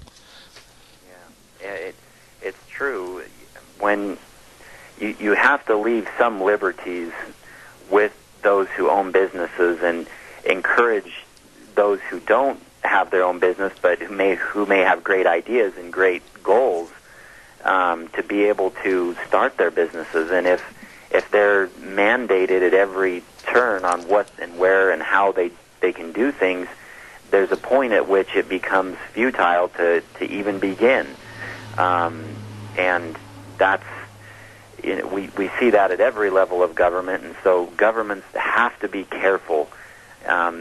Sometimes what they think they're doing is a good thing doesn't turn out to be that way, and it's extremely difficult. If you look to the Affordable Care Act as a perfect example, I know you bring it up constantly on your program. Once it's in place, and we can see how difficult it is to get rid of it. Yeah. And that's my call to anybody who's working on tax law or any laws for that matter. You have to watch and think about the consequences and weigh those out against what it's going to mean for that law to be here forever. You said something a few moments ago, and Wheels, be quicker on turning him up so I can hear everything he says, please. You said something a few moments ago that really piqued my interest. You said, well, that, being in Seattle, hasn't shown up here yet. What are the chances that this kind of idiocy and incompetency will purvey itself to other city councils around the United States? Hey, we're going to go after the rich people and make more money. What do you think? Well, at the federal level, we know that Donald Trump and his administration are attempting to break some of those things down and simplify them, if you will, and I guess we'll have to see how that ultimately comes out. But it all depends upon, I think it starts again with that need. What are we trying to accomplish at the local, state, city levels, what are we obligating ourselves to as far as expenditures? And if a city or a state starts to exceed their expenditures, they're going to have to find new revenue sources in order to cover those expenditures. And so really in your budgeting process, that's where I think we have to pay attention as citizens and look at what we are obligating our current governments to, because if we're trying to do more than they have the means to do, the next step has to be, okay, which tax is going to go up? Yeah. Or what new taxes are we going to create to pay for those items? Yeah. Let me throw a scenario at you, and then we got to do a weather forecast. But President Trump has alluded on a couple of occasions to wanting to have perhaps an increase in the gas tax for that money to go towards our infrastructure, our bridges, our roads, etc. Hey, if it's going to go for that, and that specifically, I will go along with the gas tax increase. But like so many other increases, you know as well as I do, Peter robs Paul and sticks it in somebody else's pocket, like what's happened to Social Security. I said earlier this morning, and I maintain my position, that we ought to get a whole bunch of senior citizens armed with 38s and shotguns to sit around that money if it's going to be collected and make sure it only goes towards the infrastructure. What are your thoughts? That's a very important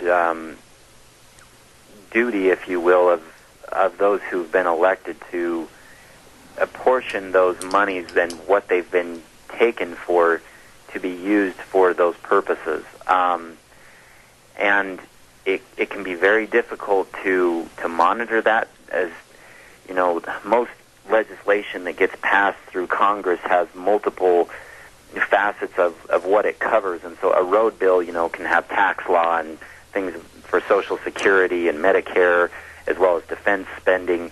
You really have to rely on your congressman to kind of keep you informed about what's happening with those items. But you're absolutely right. If we don't watch those, it's so easy for the budgeting committee to start to apportion money from Social Security over to pay for some of those roads. And again, once those who relied on that money and expected it to come in, they've paid in Social Security their entire life.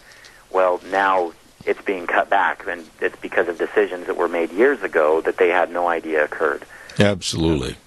Absolutely. I want to ask you one more quick question, and then you're going to help me with a commercial because you know these people very well.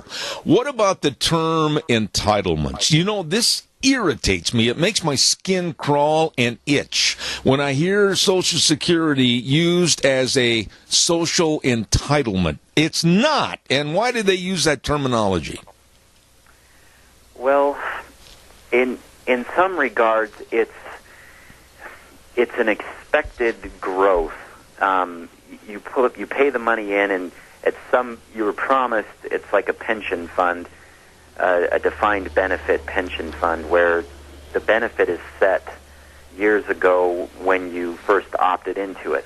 The difference is that it's mandated for those who have to pay into it. Right.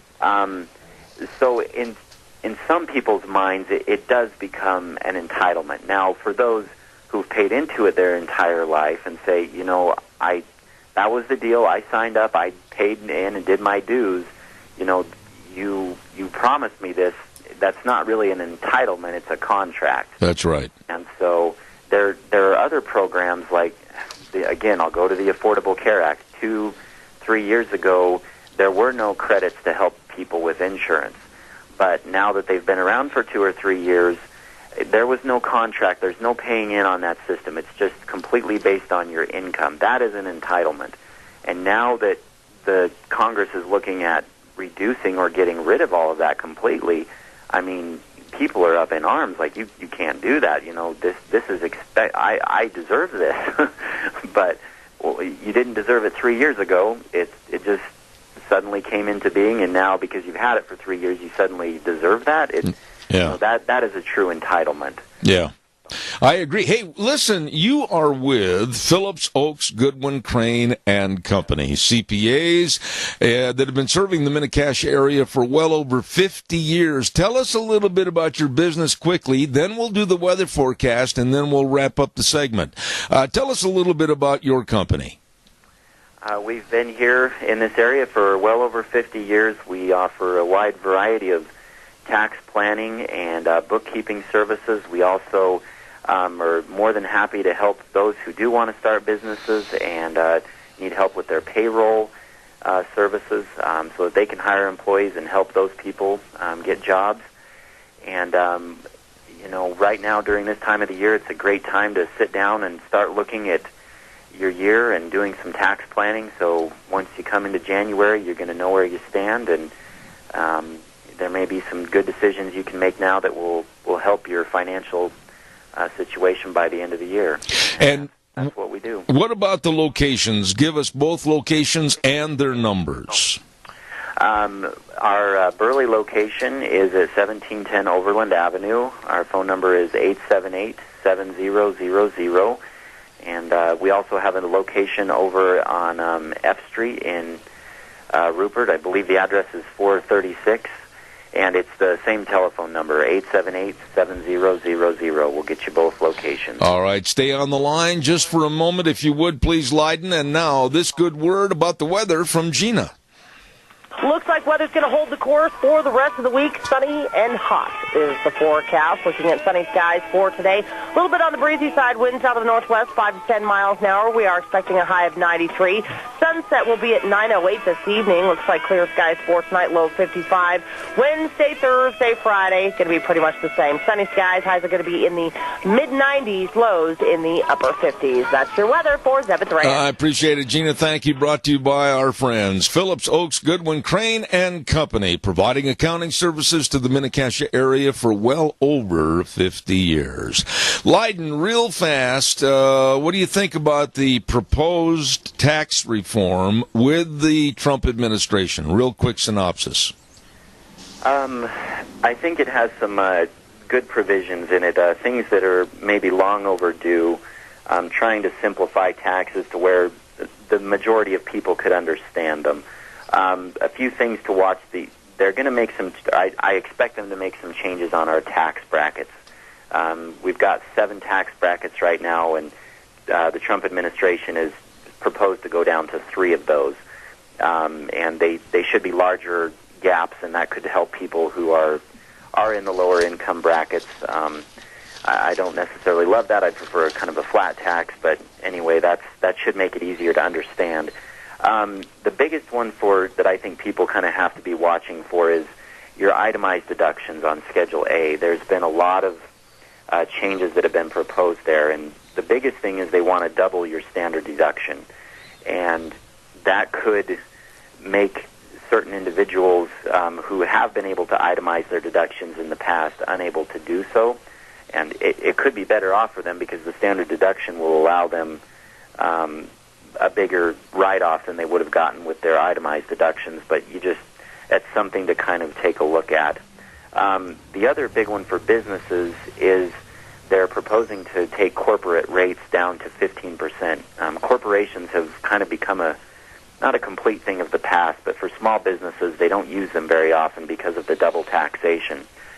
But if we could move down to a 15% rate instead of a 35% rate, there's a good chance that could offer some benefits for a lot of smaller businesses, and so we're watching that very closely. Very well stated. And we've been visiting with Leiden Crane, CPA, with Phillips, Oaks, Goodwin, Crane, and Company. Leiden, you were very, very informative this morning. Thank you so much. We appreciate your time. Come back soon. I will. Thanks, Deb. Appreciate all you do. All right. Thank you. What a nice man, and very, very informative about taxes and some of the stories going on around the United States. I really appreciate it. Oh, Oh, my goodness sakes. Let's take a look here and see what else we have. I can hear Dr. History beating on the door because he's going to be coming up next hour. Don't forget Autumn Haven Assisted Living Center at 924 Christian Way in Rupert. The number to call, 436-3200. You know, you should make an effort to stop by and visit their facility anytime. Take a tour, find out exactly how it would be for your loved one to live there at Autumn Haven Assisted Living Center. What a nice place. Beautiful patio in their backyard, barbecues, and they take the residents to various community events. I'm telling you, it's the only locally owned and operated assisted living facility in the Mini-Cassia area. They're small compared to some, but with a bigger heart than most. Don't forget, Autumn Haven Assisted Living Center in Rupert, 436-3200. I got time for one more call. 436-2244, 1-866-927-4587. Like to hear from you. You know, the one thing we're going to do a lot more of on this program, maybe you've picked up on it already, is we're going to be really, I'll use the word bragging, because we have so much to brag about in this country.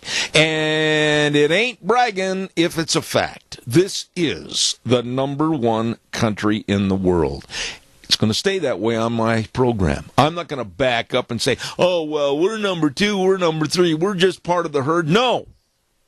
We're the #1 country in the world.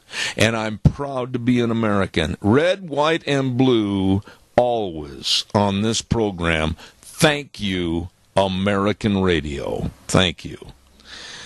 Caller, quick, I've got 1 minute. Go ahead, please. Okay, I just want to add a little bit to that warranty situation I called about, I think it was yesterday. Yeah, real quick. Okay, the one thing is, it's kind of like the FTC if it's run properly. They have money to back up their claims that may come in. And a lot of these, because they are called a service contract, don't have to abide by these rules.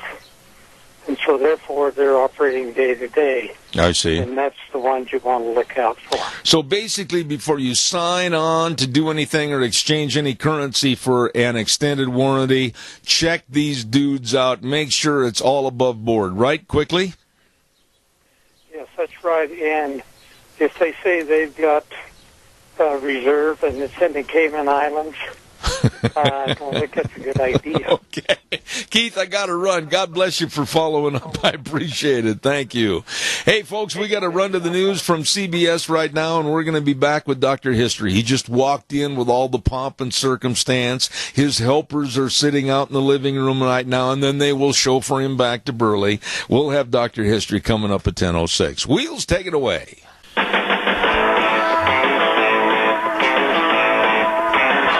I love those drums. When that music starts, don't you like that, Dr. History? That is just really neat. I love that drummer. Good morning. Don't say anything yet. Good morning and welcome back to Zeb at the Ranch on a Tuesday with our major sponsor, your Magic Valley Les Schwab Tire Centers, all 7 locations serving you, along with some of our great advertisers as I drop my pen, and they include Western Way Services, always at your disposal. Call them at 734-6969.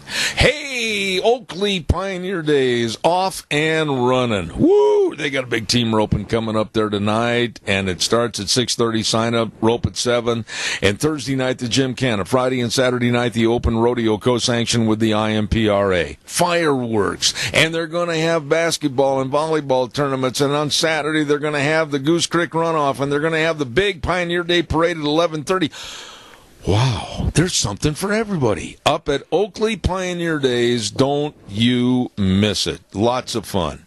Hey, some of the great merchants that want you to come up for Oakley Pioneer Days. Searles at 106 North Center Street in Oakley. Gas, grub, and goodies open from 6 in the morning till 9 at night. Oh, they've got their specialty buns that are baked fresh every day. Great place to stop and eat. You'll never go hungry at Searles in Oakley. How about Scott Betke, Speaker Speaker of the House, Representative Scott Bedke, he welcomes everybody to the best celebration in Idaho, the Oakley Pioneer Days. And don't forget, they're there to have fun. 130 years of family Western traditions. Thank you, Scott Bedke, Speaker of the House. And, of course, Smith's Cafe at 135 East Main in Oakley. Open Monday through Saturday, 6:30 a.m. to 1 p.m. Sundays until 11 a.m. They make their own patties for the 1/3 burger. Oh, the best doggone burgers in the country.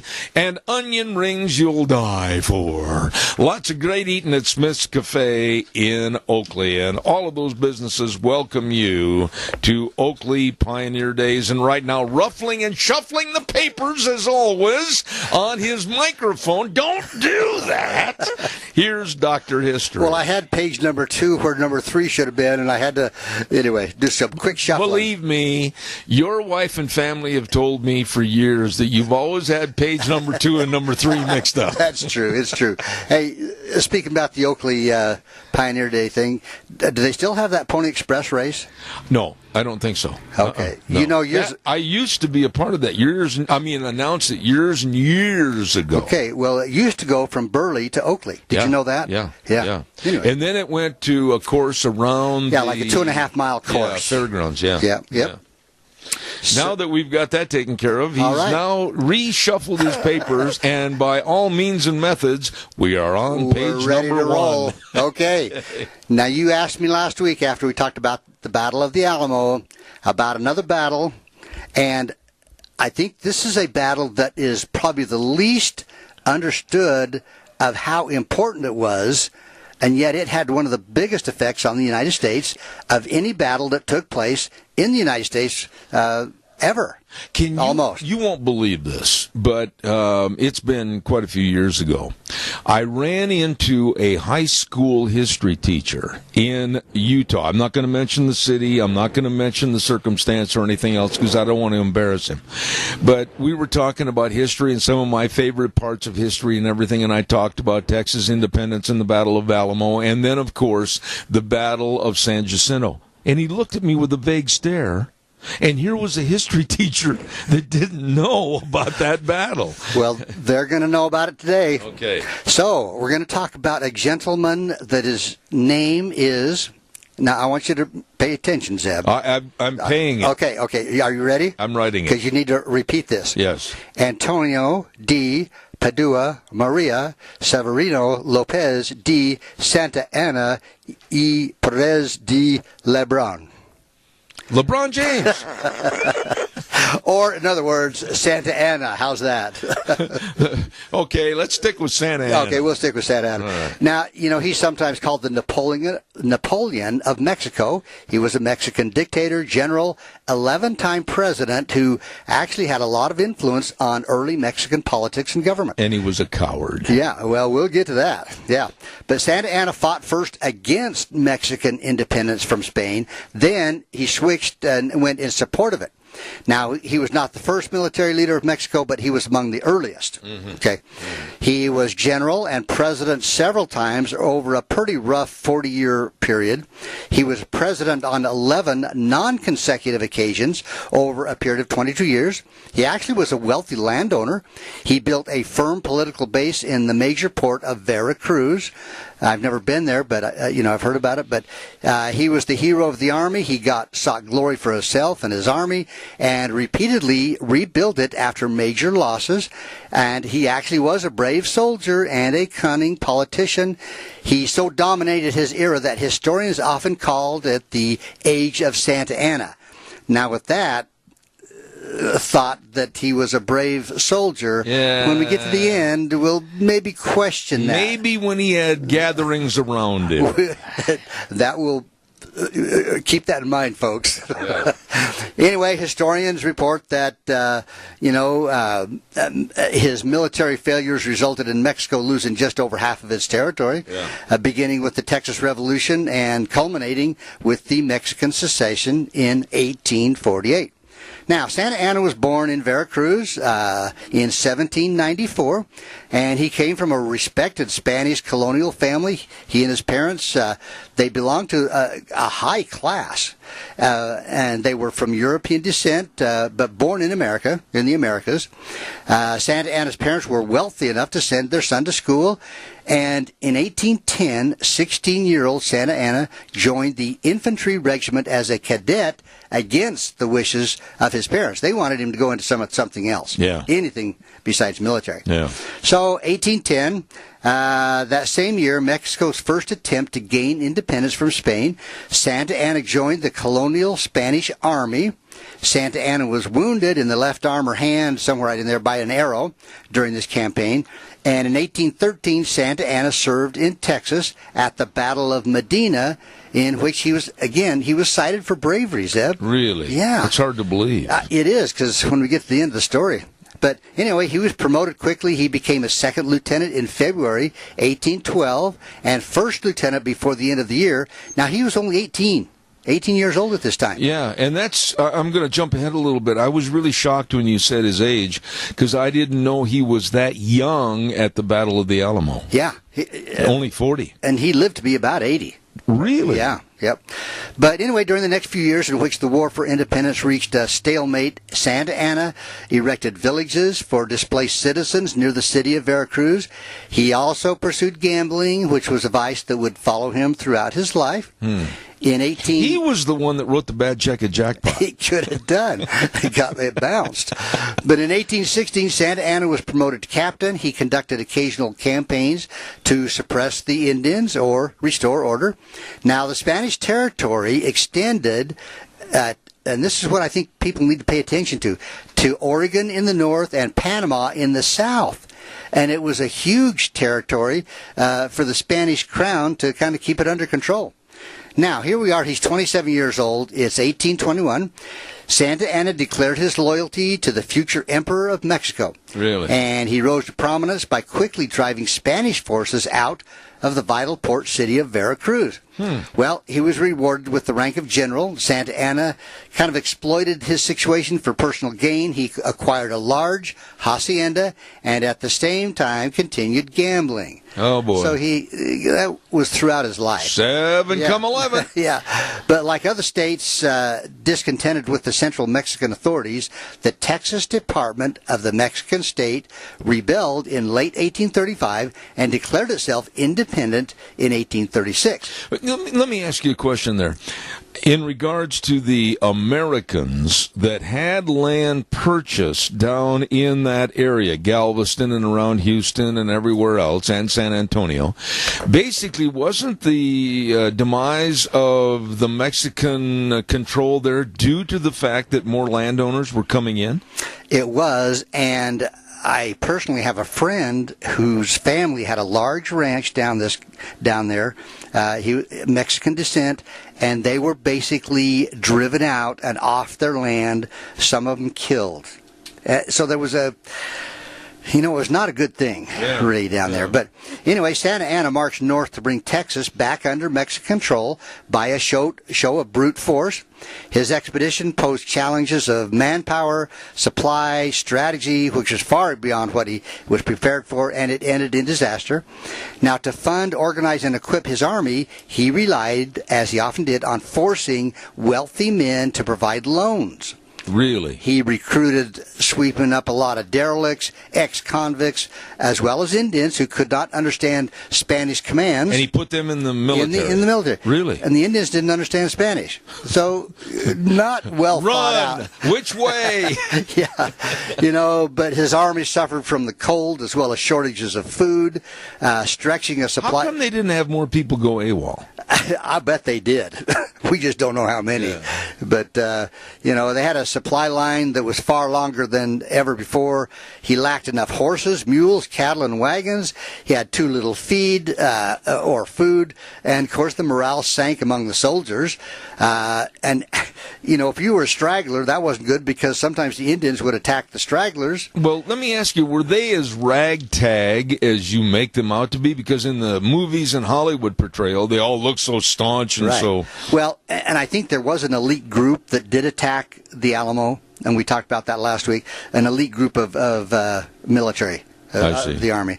But a lot of them were not, too. So anyway, a lot of the men got sick because they drank poor water. Santa Anna was totally confident that a show of force and a few massacres, like at the Alamo, and another one called the Goliad.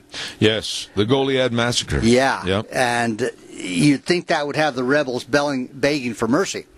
So, 1836, at the Battle of the Alamo, of course, Santa Anna's forces killed 189 Texan defenders and later executed more than 342 Texan prisoners at the Goliad Massacre. Right. So, everybody forgets about that, and they think that and Deanne, could you come in here for a second, please? They think that the Alamo and the deaths at the Alamo was kind of the culmination. No, it wasn't. No. The cry was, remember the Alamo and the Goliad. Right. But the defeat at the Alamo did serve its purpose, buying time for General Sam Houston and his Texas forces. But Houston and his soldiers defeated Santa Anna's much larger army at the Battle of San Jacinto, and that's what we're going to talk about. But in 1836, with the Texans shouting, "Remember Goliad, remember the Alamo." Right. So now we're going to get right into the battle of San Jacinto. Now, maybe give us a little preference in education here as to who led the battle, who was in charge of leading the attack on Santa Anna. Well, Sam Houston. Right. General. Right. Okay. So it was fought in April 21st, 1836, and it's in present-day Harris County, Texas. And I don't know where that's at, but anyway, it was a decisive battle of the Texas Revolution. It was led by, as I mentioned, General Sam Houston. The Texan Army engaged and defeated Santa Anna's Mexican Army. And now get this, Zeb, in a fight that lasted just 18 minutes. And this is the Hollywood portrayal of this, and there's been quite a few movies about the demise of Santa Anna. But the Texicans were all around the Mexican soldiers, and why didn't somebody have some scouts or something out from the Mexican army? They were totally caught with their pants down, if you will. There were about 630 of the Mexican soldiers were killed, 730 captured, and only 9 of the Texans died. Right. But if we go back a year before this, in 1835, the Texans rebelled against the Mexican government of Santa Anna because he rescinded the Democratic Constitution of 1824, which actually meant that they dissolved Mexico's Congress and state legislatures and asserted dictator control over the nation. Yeah. So Santa Anna became a dictator, and the people at that time in the Texas area didn't want to have a dictator. He kind of did it to himself. Yeah. So hundreds of volunteers from the United States of America headed into the fledgling Republic of Texas to help in the quest for independence.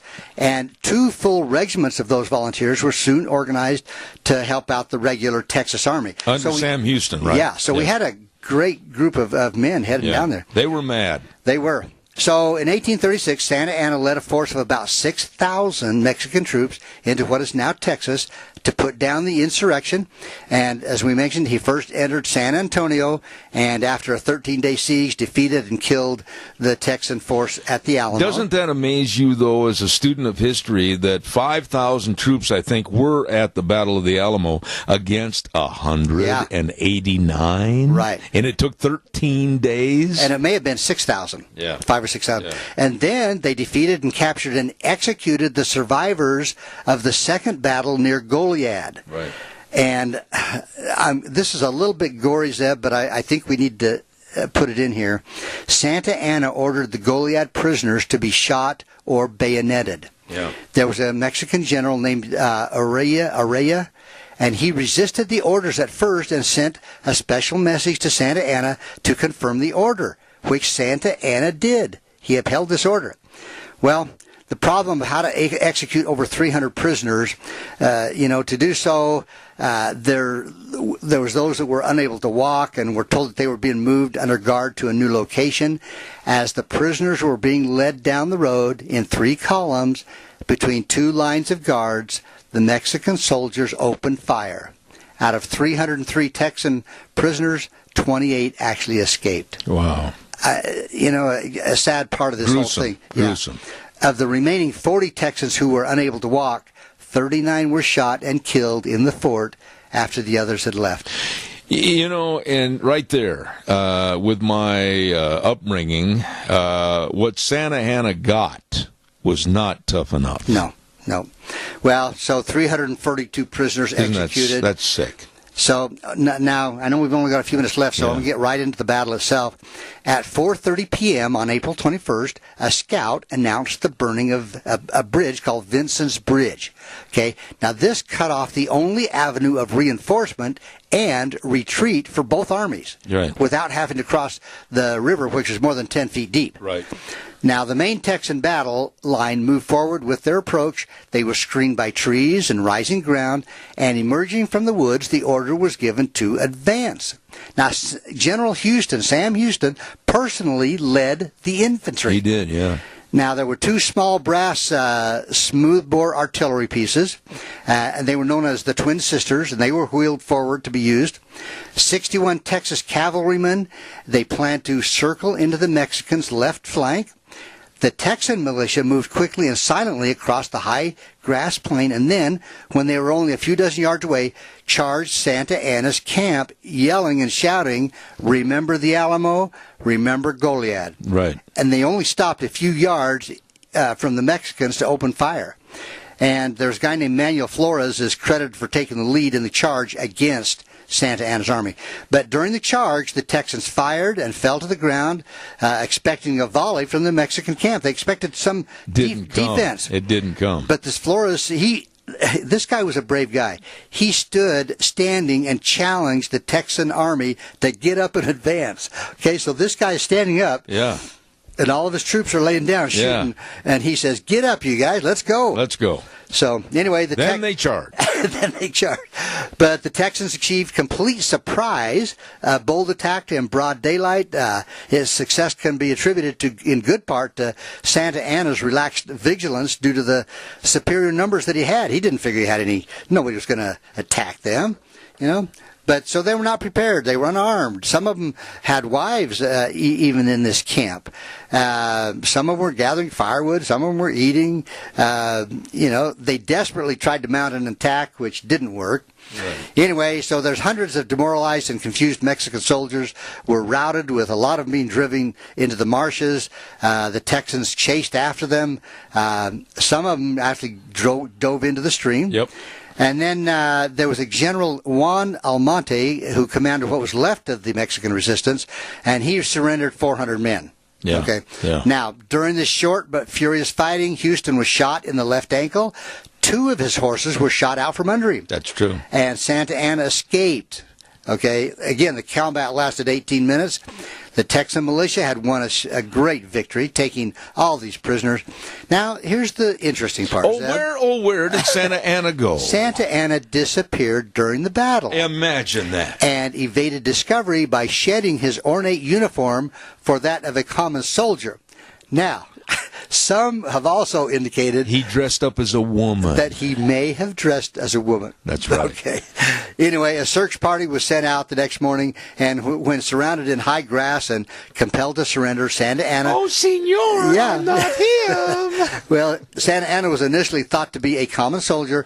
However, when he was saluted as El Presidente by other prisoners, his true identity was discovered by the Texans. That's like that TV commercial on television. The guy that holds up the wrong sword shield and says, "Where's the guy that's in charge?" I don't know that. Oh, yeah, I'll tell you. Okay. So, anyway, Sam Houston spared his life, preferring to negotiate. So withdrawal from Texas of Santa Anna's remaining columns. And this is the major thing that happened, Zeb. The results, okay? San Jacinto was one of the decisive battles of the world, because the freedom of Texas from Mexico won here led by annexation, resulting in the acquisition by the United States of Texas, New Mexico, Arizona, right, Nevada, California, right, Utah, parts of Colorado, Wyoming, Kansas, and Oklahoma. I think that was called, now help me on this if I'm wrong, the Treaty of Hidalgo. That sounds right. I think I'm right on that. Yeah. But almost 1/3 of the present area of America nearly a million square miles changed sovereignty with that battle. That's right. And the signing of that treaty. Yeah. So, again, it's a battle that I think is neglected. But this guy went on to live for 40 more years. He was about 80 when he died. It's right in there. Why didn't they take him as a political prisoner or whatever and lock him up for the crimes that he committed? That's a good question. But let's see. He was born in 1794, died in 1876. So what's that, about 78? Yeah. I mean, I'm just amazed that they didn't do more to that guy. Well, when you think about war... Did he die a poor man? I don't know that. I don't know. I heard that he lived in a very, very low-quality dwelling, and that's all I know about. Well, he completely lost... The Mexican people completely lost their faith in him. I mean, after losing not only battle, but losing a million acres of the western. Remember the Alamo. And the Goliad. There you go. Which the Goliad was really probably more gruesome. You did an excellent job on that recap for this week. Well, thank you, Zeb. Growing up, you hear the stories of Sam Houston and Davy Crockett and Jim Boy, and and we all remember the Alamo, but and a lot of people just don't seem to understand or want to remember that there was a treaty signed for those land takings, and it was called, I think, and again, I'll stand corrected if I'm wrong, the Treaty of Hidalgo. I'll look that up and see. Yeah, please. That is for sure. Hey, good job. Thank you, Zeb. You very much. Dr. History every Tuesday right here on Zeb at the Ranch. Stick around a minute. I need to talk to you, but don't forget, too, on Thursdays we have a segment called Cassia County School Days, brought to you by two great sponsors. Child's World at 1308 Overland in Burley, the best place for all your baby clothing, baby furniture, birthday presents, everything. They have it for you at a Child's World. Games, toys, puzzles, everything at a Child's World, 1308 Overland in Burley. And also, Ambulatory Surgery Center at 1344 Highland Avenue in Burley for your outpatient surgeries, cataract surgeries, glaucoma, colonoscopies, and so much more. And they can and will save you money. Ambulatory Surgery Center and a Child's World serving you and providing the main sponsorship of Cassia County School Days. Thank you very much. Going to take a break. We'll be back in just a couple of minutes. Don't go away. And now, back to Zeb at the Ranch on AM 1230 KBAR. To reach Zeb, call 436-2244 or toll free 1-866-927-4587. And now, here is Zeb Bell. Today has been kind of a different day and an interesting day. Normally, we have a lot of national and international folks talking about all the world and current event news. And today, we've kind of dedicated the program to a lot of our folks right here in the Magic Valley. And this next lady is a lady that I met about 2 months ago, and I'll guarantee you she is sharp for what she does and how she helps the community. And I'd like to say good morning with the St. Luke's Foundation, Terry Rowe. Good morning, Terry. How are you? I'm doing great, Zeb. Thanks for having me on. You are a very, very sharp lady, and you're doing so much of a good thing with the St. Luke's Foundation. And why don't you give us kind of a thumbnail sketch about what you do, what your job is, and what you're trying to promote? Oh, I'd love to. Thank you. Well, the St. Luke's Foundation is the philanthropy arm of St. Luke's, and we raise money for those things that don't make budget. Unfortunately, as we all know with our own budget, some things just can't be done, and yet our communities really deserve to have those things implemented for their health. And so the foundation has about 100 or so funds that we raise money for to help with health in the community. And I want to be sure to tell you that every dollar that is donated through a sponsorship or purchasing a ticket or anything else, 100% of it goes to the purpose that we're having the event for. Right now, our big push is such an important one for everyone out there, especially the ladies, but it also includes men, and that is the breast cancer. The 3D tomography equipment that we're wanting to get purchased for right here in Twin Falls and Jerome. Those are the most important things we can do, is to promote women getting their yearly exams once they are indicated to do so by their doctors. You know, Terry, this 3D tomography is so important because it is state of the art. It finds things up to 2 years before it would ever be felt or seen. And it also helps to cut down on the number of callbacks that women get when they get a false positive and then they're asked to come back.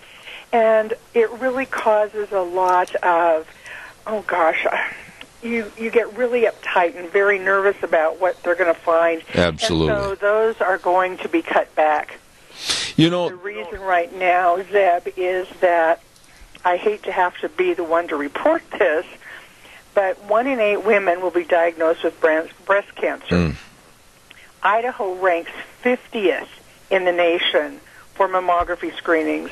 And then South Central Idaho, right here where we are, and those people that we serve, have the highest rate of late-stage breast cancer and a higher death rate from breast cancer than anywhere else in the state.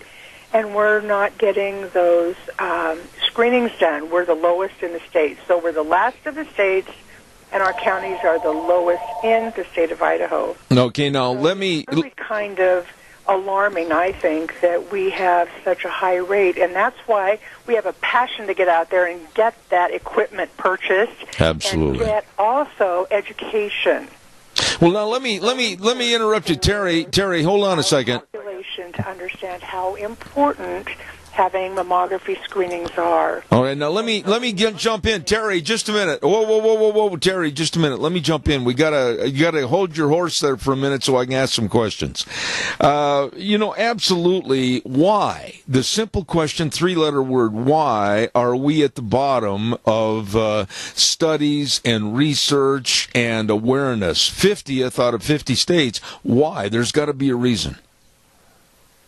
You know, Zeb, that's pretty scary, isn't it?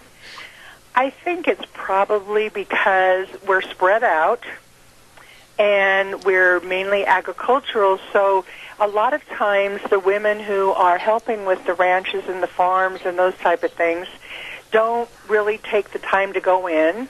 It's possible that they don't have coverage or insurance, which is why the Tough Enough to Wear Pink and 900 Women and Diane Bolt's, those funds that we have here at the foundation help to pay for those things. And I just don't think people realize that it can happen, that we can help them.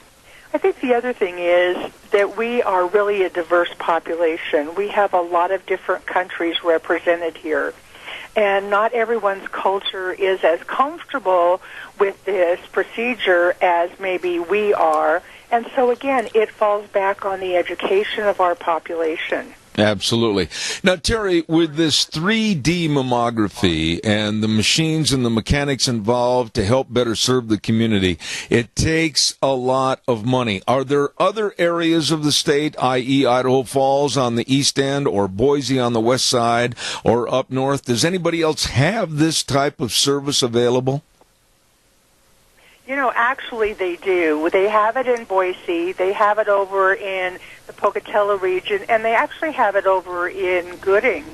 They have the equipment, and so it seemed logical and almost a no-brainer that we need to have it right here because of how many people we see and what our population is right here in South Central. The equipment is expensive, though, I have to tell you. We are raising money for 2 of them in Twin Falls at Magic Valley and for the upgrade of the newer equipment in Jerome. And so we are attempting to raise $1 million to get Oh, my goodness. Well, now that leads us up to what we're trying to do connected with the Idaho Rodeo Hall of Fame and the induction ceremonies this year. On July 28th, we're going to have a special event, a Tough Enough to Wear Pink night, where a percentage of the proceeds will go to this raising of funds for the 3D mammography with the St. Luke's Foundation, etc. And give us a little background on what's going to take place that night and how people really should get involved. And it's only $10 entry fee, and it's going to be for a very worthwhile cause. Oh, my gosh, this is so exciting. We can hardly wait. It's going to be at Canyon Crest, which is a wonderful facility. Like you said, it's only $10, starts at 5 o'clock. And it is giving cancer the boot, so it will be a no-host bar, and there's going to be live entertainment, which we all love. We enjoy that. And the patio areas we're going to use, and that's sponsored by TEC Distributing. And I am excited because there's going to be a contest for best boots and spurs worn. So everybody get out your best boots and find those spurs and get them on. And there's going to be some door prizes and some free beer. So, my gosh, what more could you ask for while raising money for the Tough Enough to Wear Pink? We're so excited. We can hardly wait to get there and have it start to come together. I think it's wonderful that the Hall of Fame wanted to bring this on as a project. You know, and Terry, I will say this, that over the many years that I was in the Professional Rodeo Cowboys Association as an announcer, I was there at the beginning of the inception of the idea of the Tough Enough to Wear Pink, and it grew and grew across the nation in popularity with big old burly bulldoggers and calf ropers and announcers and everybody wearing the pink shirts and really celebrating the fact that we were trying to garner funds for breast cancer awareness and stop cancer in general. And bring us up to speed. This thing has really grown in popularity all across the United States, hasn't it? It really has, and I think that we all start to realize when we see the rodeo events start to pop up, you're going to see there's usually a Tough Enough to Wear Pink night. And I have to tell you, our local group of Tough Enough to Wear Pink people are incredible. They have donated $50,000 towards this tomography equipment and have said that they are going to donate more. Oh, my gosh, they believe in it as strongly as we do. This group of people come together because they want to help get people more informed about the need for exams and for getting the best equipment here we can possibly have in the Magic Valley. Well, let me ask you, going back a little bit in our conversation, Terry, breast cancer and cancer in general, are we more aware of it today and we know how to name it and call it what it is as compared to 30, 40 years ago, or is it more prevalent and prominent today? You know, I guess you would probably be the key person that I would turn it back to, Zeb, because I think the fact that we have better communication, we have more opportunities for everything from Facebook to our cell phones to our television and radio. There's everything we can think of that starts to get the information out there. And they're discovering so many different kinds of cancer that I think in the past maybe was never diagnosed. So they're doing an incredible job of that. And I think that as a cancer survivor myself, I am so thrilled that there are those people working in research and really trying to get the word out there and to diagnose and to try to come up with some of the cures for cancer. You know, and you said these machines, correct me if I'm wrong, we're talking a lot of money, $1 million or more to implement the usage and ownership of these machines in this area. Is that correct? That's correct. $1 million to get 2 of them here in Twin Falls and to upgrade the newer equipment that we have in Jerome. And down the road here, we're going to hopefully have a mobile unit that will also be able to maybe travel into some of the more remote areas and get those mammographies done. Absolutely. You know, let me ask you a question that's a little bit off the rails here a little bit this morning as compared to healthcare, et cetera. But wasn't it not too long ago that some of the people with the Obama administration were saying, oh, well, you don't need to go in and have mammographies. You don't have to worry about it maybe once every 4 or 5 years. Why was there a depletion in the interest in this when there should have been more interest and demanding that more people got checked out? Well, I think part of it had to do, again, with what was being covered by insurance. I also think there's been a lot of discussion goes back and forth about when one should start having even a baseline done.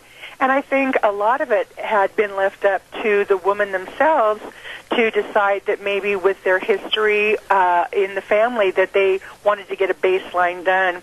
I think for a lot of people it had to do with a fear of the unknown. Right. And also, how am I going to pay for this if I don't have insurance, or what will my insurance cover? Well, normally, breast cancer screening is done as a wellness benefit on insurances.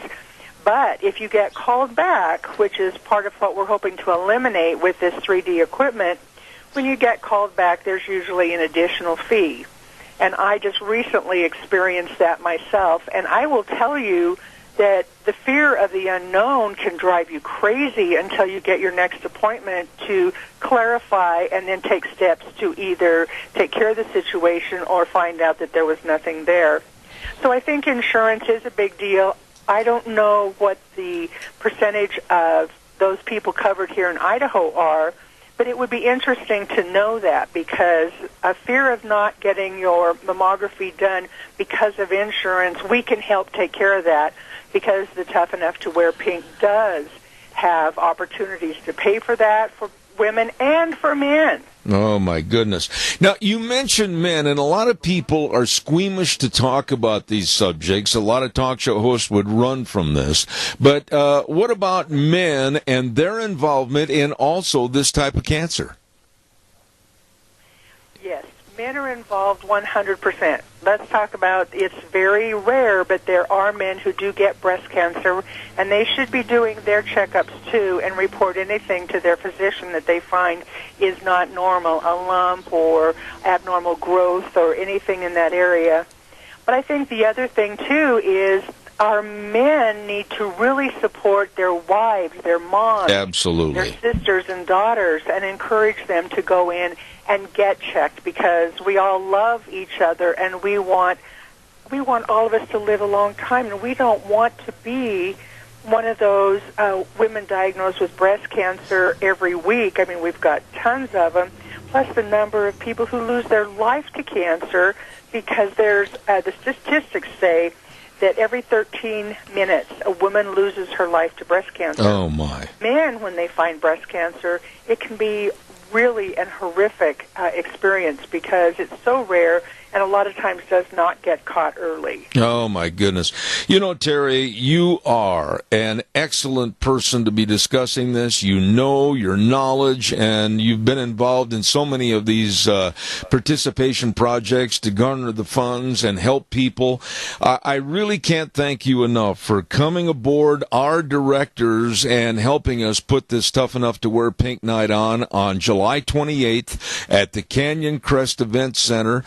And for those that want more information, just call Katie at the Canyon Crest Event Center, 733-9392. And then the next night, I want to highlight also, Terry, that we're going to have the induction ceremony for the Hall of Fame, also at the Canyon Crest. And our thanks go to D.L. Evans Banks. They've been so supportive of this event. And, of course, Tech Distributors, your Coors dealer. And people like you make me feel good about putting the effort forward on these type of events. You are amazing. No, you guys are amazing. Look what you're doing for the community and the people you care for. Terry, I'm looking forward to seeing you again Friday morning as we have our last meeting before the actual event takes place. God bless you on behalf of the St. Luke's Foundation and all you do. Terry Rowe, you're one of my idols now. You're working hard, and I appreciate everything you're involved in. Thank you. Thank you, Zeb. All right, God bless. Take care. Bye-bye. There is a very nice lady, and I feel very blessed to have known her and worked with her over this project. And again, I want to reemphasize that the Idaho Rodeo Hall of Fame is going to have two big nights this year, on the 28th and 29th at the Canyon Crest Event Center, and contact Katie for tickets, 733-9392. The first night is the Tough Enough to Wear Pink night. Give cancer the boot. Percentage of the proceeds goes to breast cancer awareness and research at St. Luke's Foundation. $10 entry fee. It starts at 5, ends at 8. We're going to have all kinds of fun. A lot of door prizes and everything else will be there. And then Saturday night, the 29th, Hall of Fame induction, 5 p.m. social hour, dinner at 6. And we're going to be honoring rodeo legends like 11 times, 3 times all around, 8 times world's champion calf roper Dean Oliver, and many more. Going to be a great, great weekend. Calls are welcome. I've got to catch up and get some things done here, including the weather. My goodness, Wheels, I'm running late. The weather brought to you by Scarrows Meats, 331 North Road, Jerome. The number to call, 324-7657. Or you can go to their website, scarrowsmeats.com. Yep. Great, great retail department over there for meats, all the different meats, like the breakfast sausages and the bratwurst and the buckboard bacon. Don't know what it is? I'll tell you. Leaner and more economical than traditional bacon with several different flavors. Oh, it's good. Scarrows Meats in Jerome. Delicious. We'll tell you more after Gina's weather. Looks like weather's going to hold the course for the rest of the week. Sunny and hot is the forecast. Looking at sunny skies for today. A little bit on the breezy side, winds out of the northwest, 5 to 10 miles an hour. We are expecting a high of 93. Sunset will be at 9:08 this evening. Looks like clear skies for tonight, low 55. Wednesday, Thursday, Friday, going to be pretty much the same. Sunny skies, highs are going to be in the mid-90s, lows in the upper 50s. That's your weather for Zebedee Ranch. Wow, and it's summertime, boys and girls. Yes, sirree, Bobby, and Scarrows Meats wants you to have fun at your next barbecue or whatever. They've got all the retail meats over there for you. Don't forget their number, 324-7657, and their location, 331 North Road, Jerome, Scarrows Meats. And they are changing the way we eat, one delicious bite at a time. What have we got for tomorrow? Well, I'll tell you, we've got my old buddy back in Indianapolis, Indiana. He's going to be talking about all the current world events going on. Dave Bego is going to be on the phone with us. Then we have Bob Humphreys with the Idaho Rodeo Hall of Fame going to be talking about some of the induction ceremony, some of the inductees, and the great event that we're going to have. And then my dear friend, Jack Euler. There is nobody I know in the entire state of Idaho that knows more about the wolves and the reintroduction of the wolves and how the environmentalists keep wanting to change the rules than Jack Euler does. I mean, he knows it all. He's going to be here along with some other special guests too. So your calls and are welcome and appreciated. Give me a jingle right now. I've got time for about 1 or 2 phone calls. 436-2244, 1-866-927-4587. While I'm waiting for your call, get where you're going this summer with the safest and best of tires from your Magic Valley Les Schwab Tire Center. Nobody better. 7 locations serving you, and they've got all the different tires, all the different tread designs for your type of driving with all your vehicles. And ask them about a free pre-trip safety check, too. This is really neat.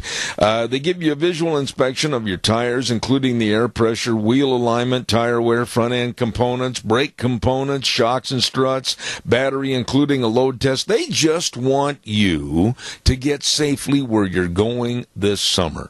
Your Magic Valley Les Schwab Tire Centers with Lane over in Rupert, Dave on Blue Lakes and Twin Falls, Mike in Buell, Mike in Jerome, the Twist family in Paul, Daniel on Poline in Twin Falls, and Randy on Overland in Burley. The best.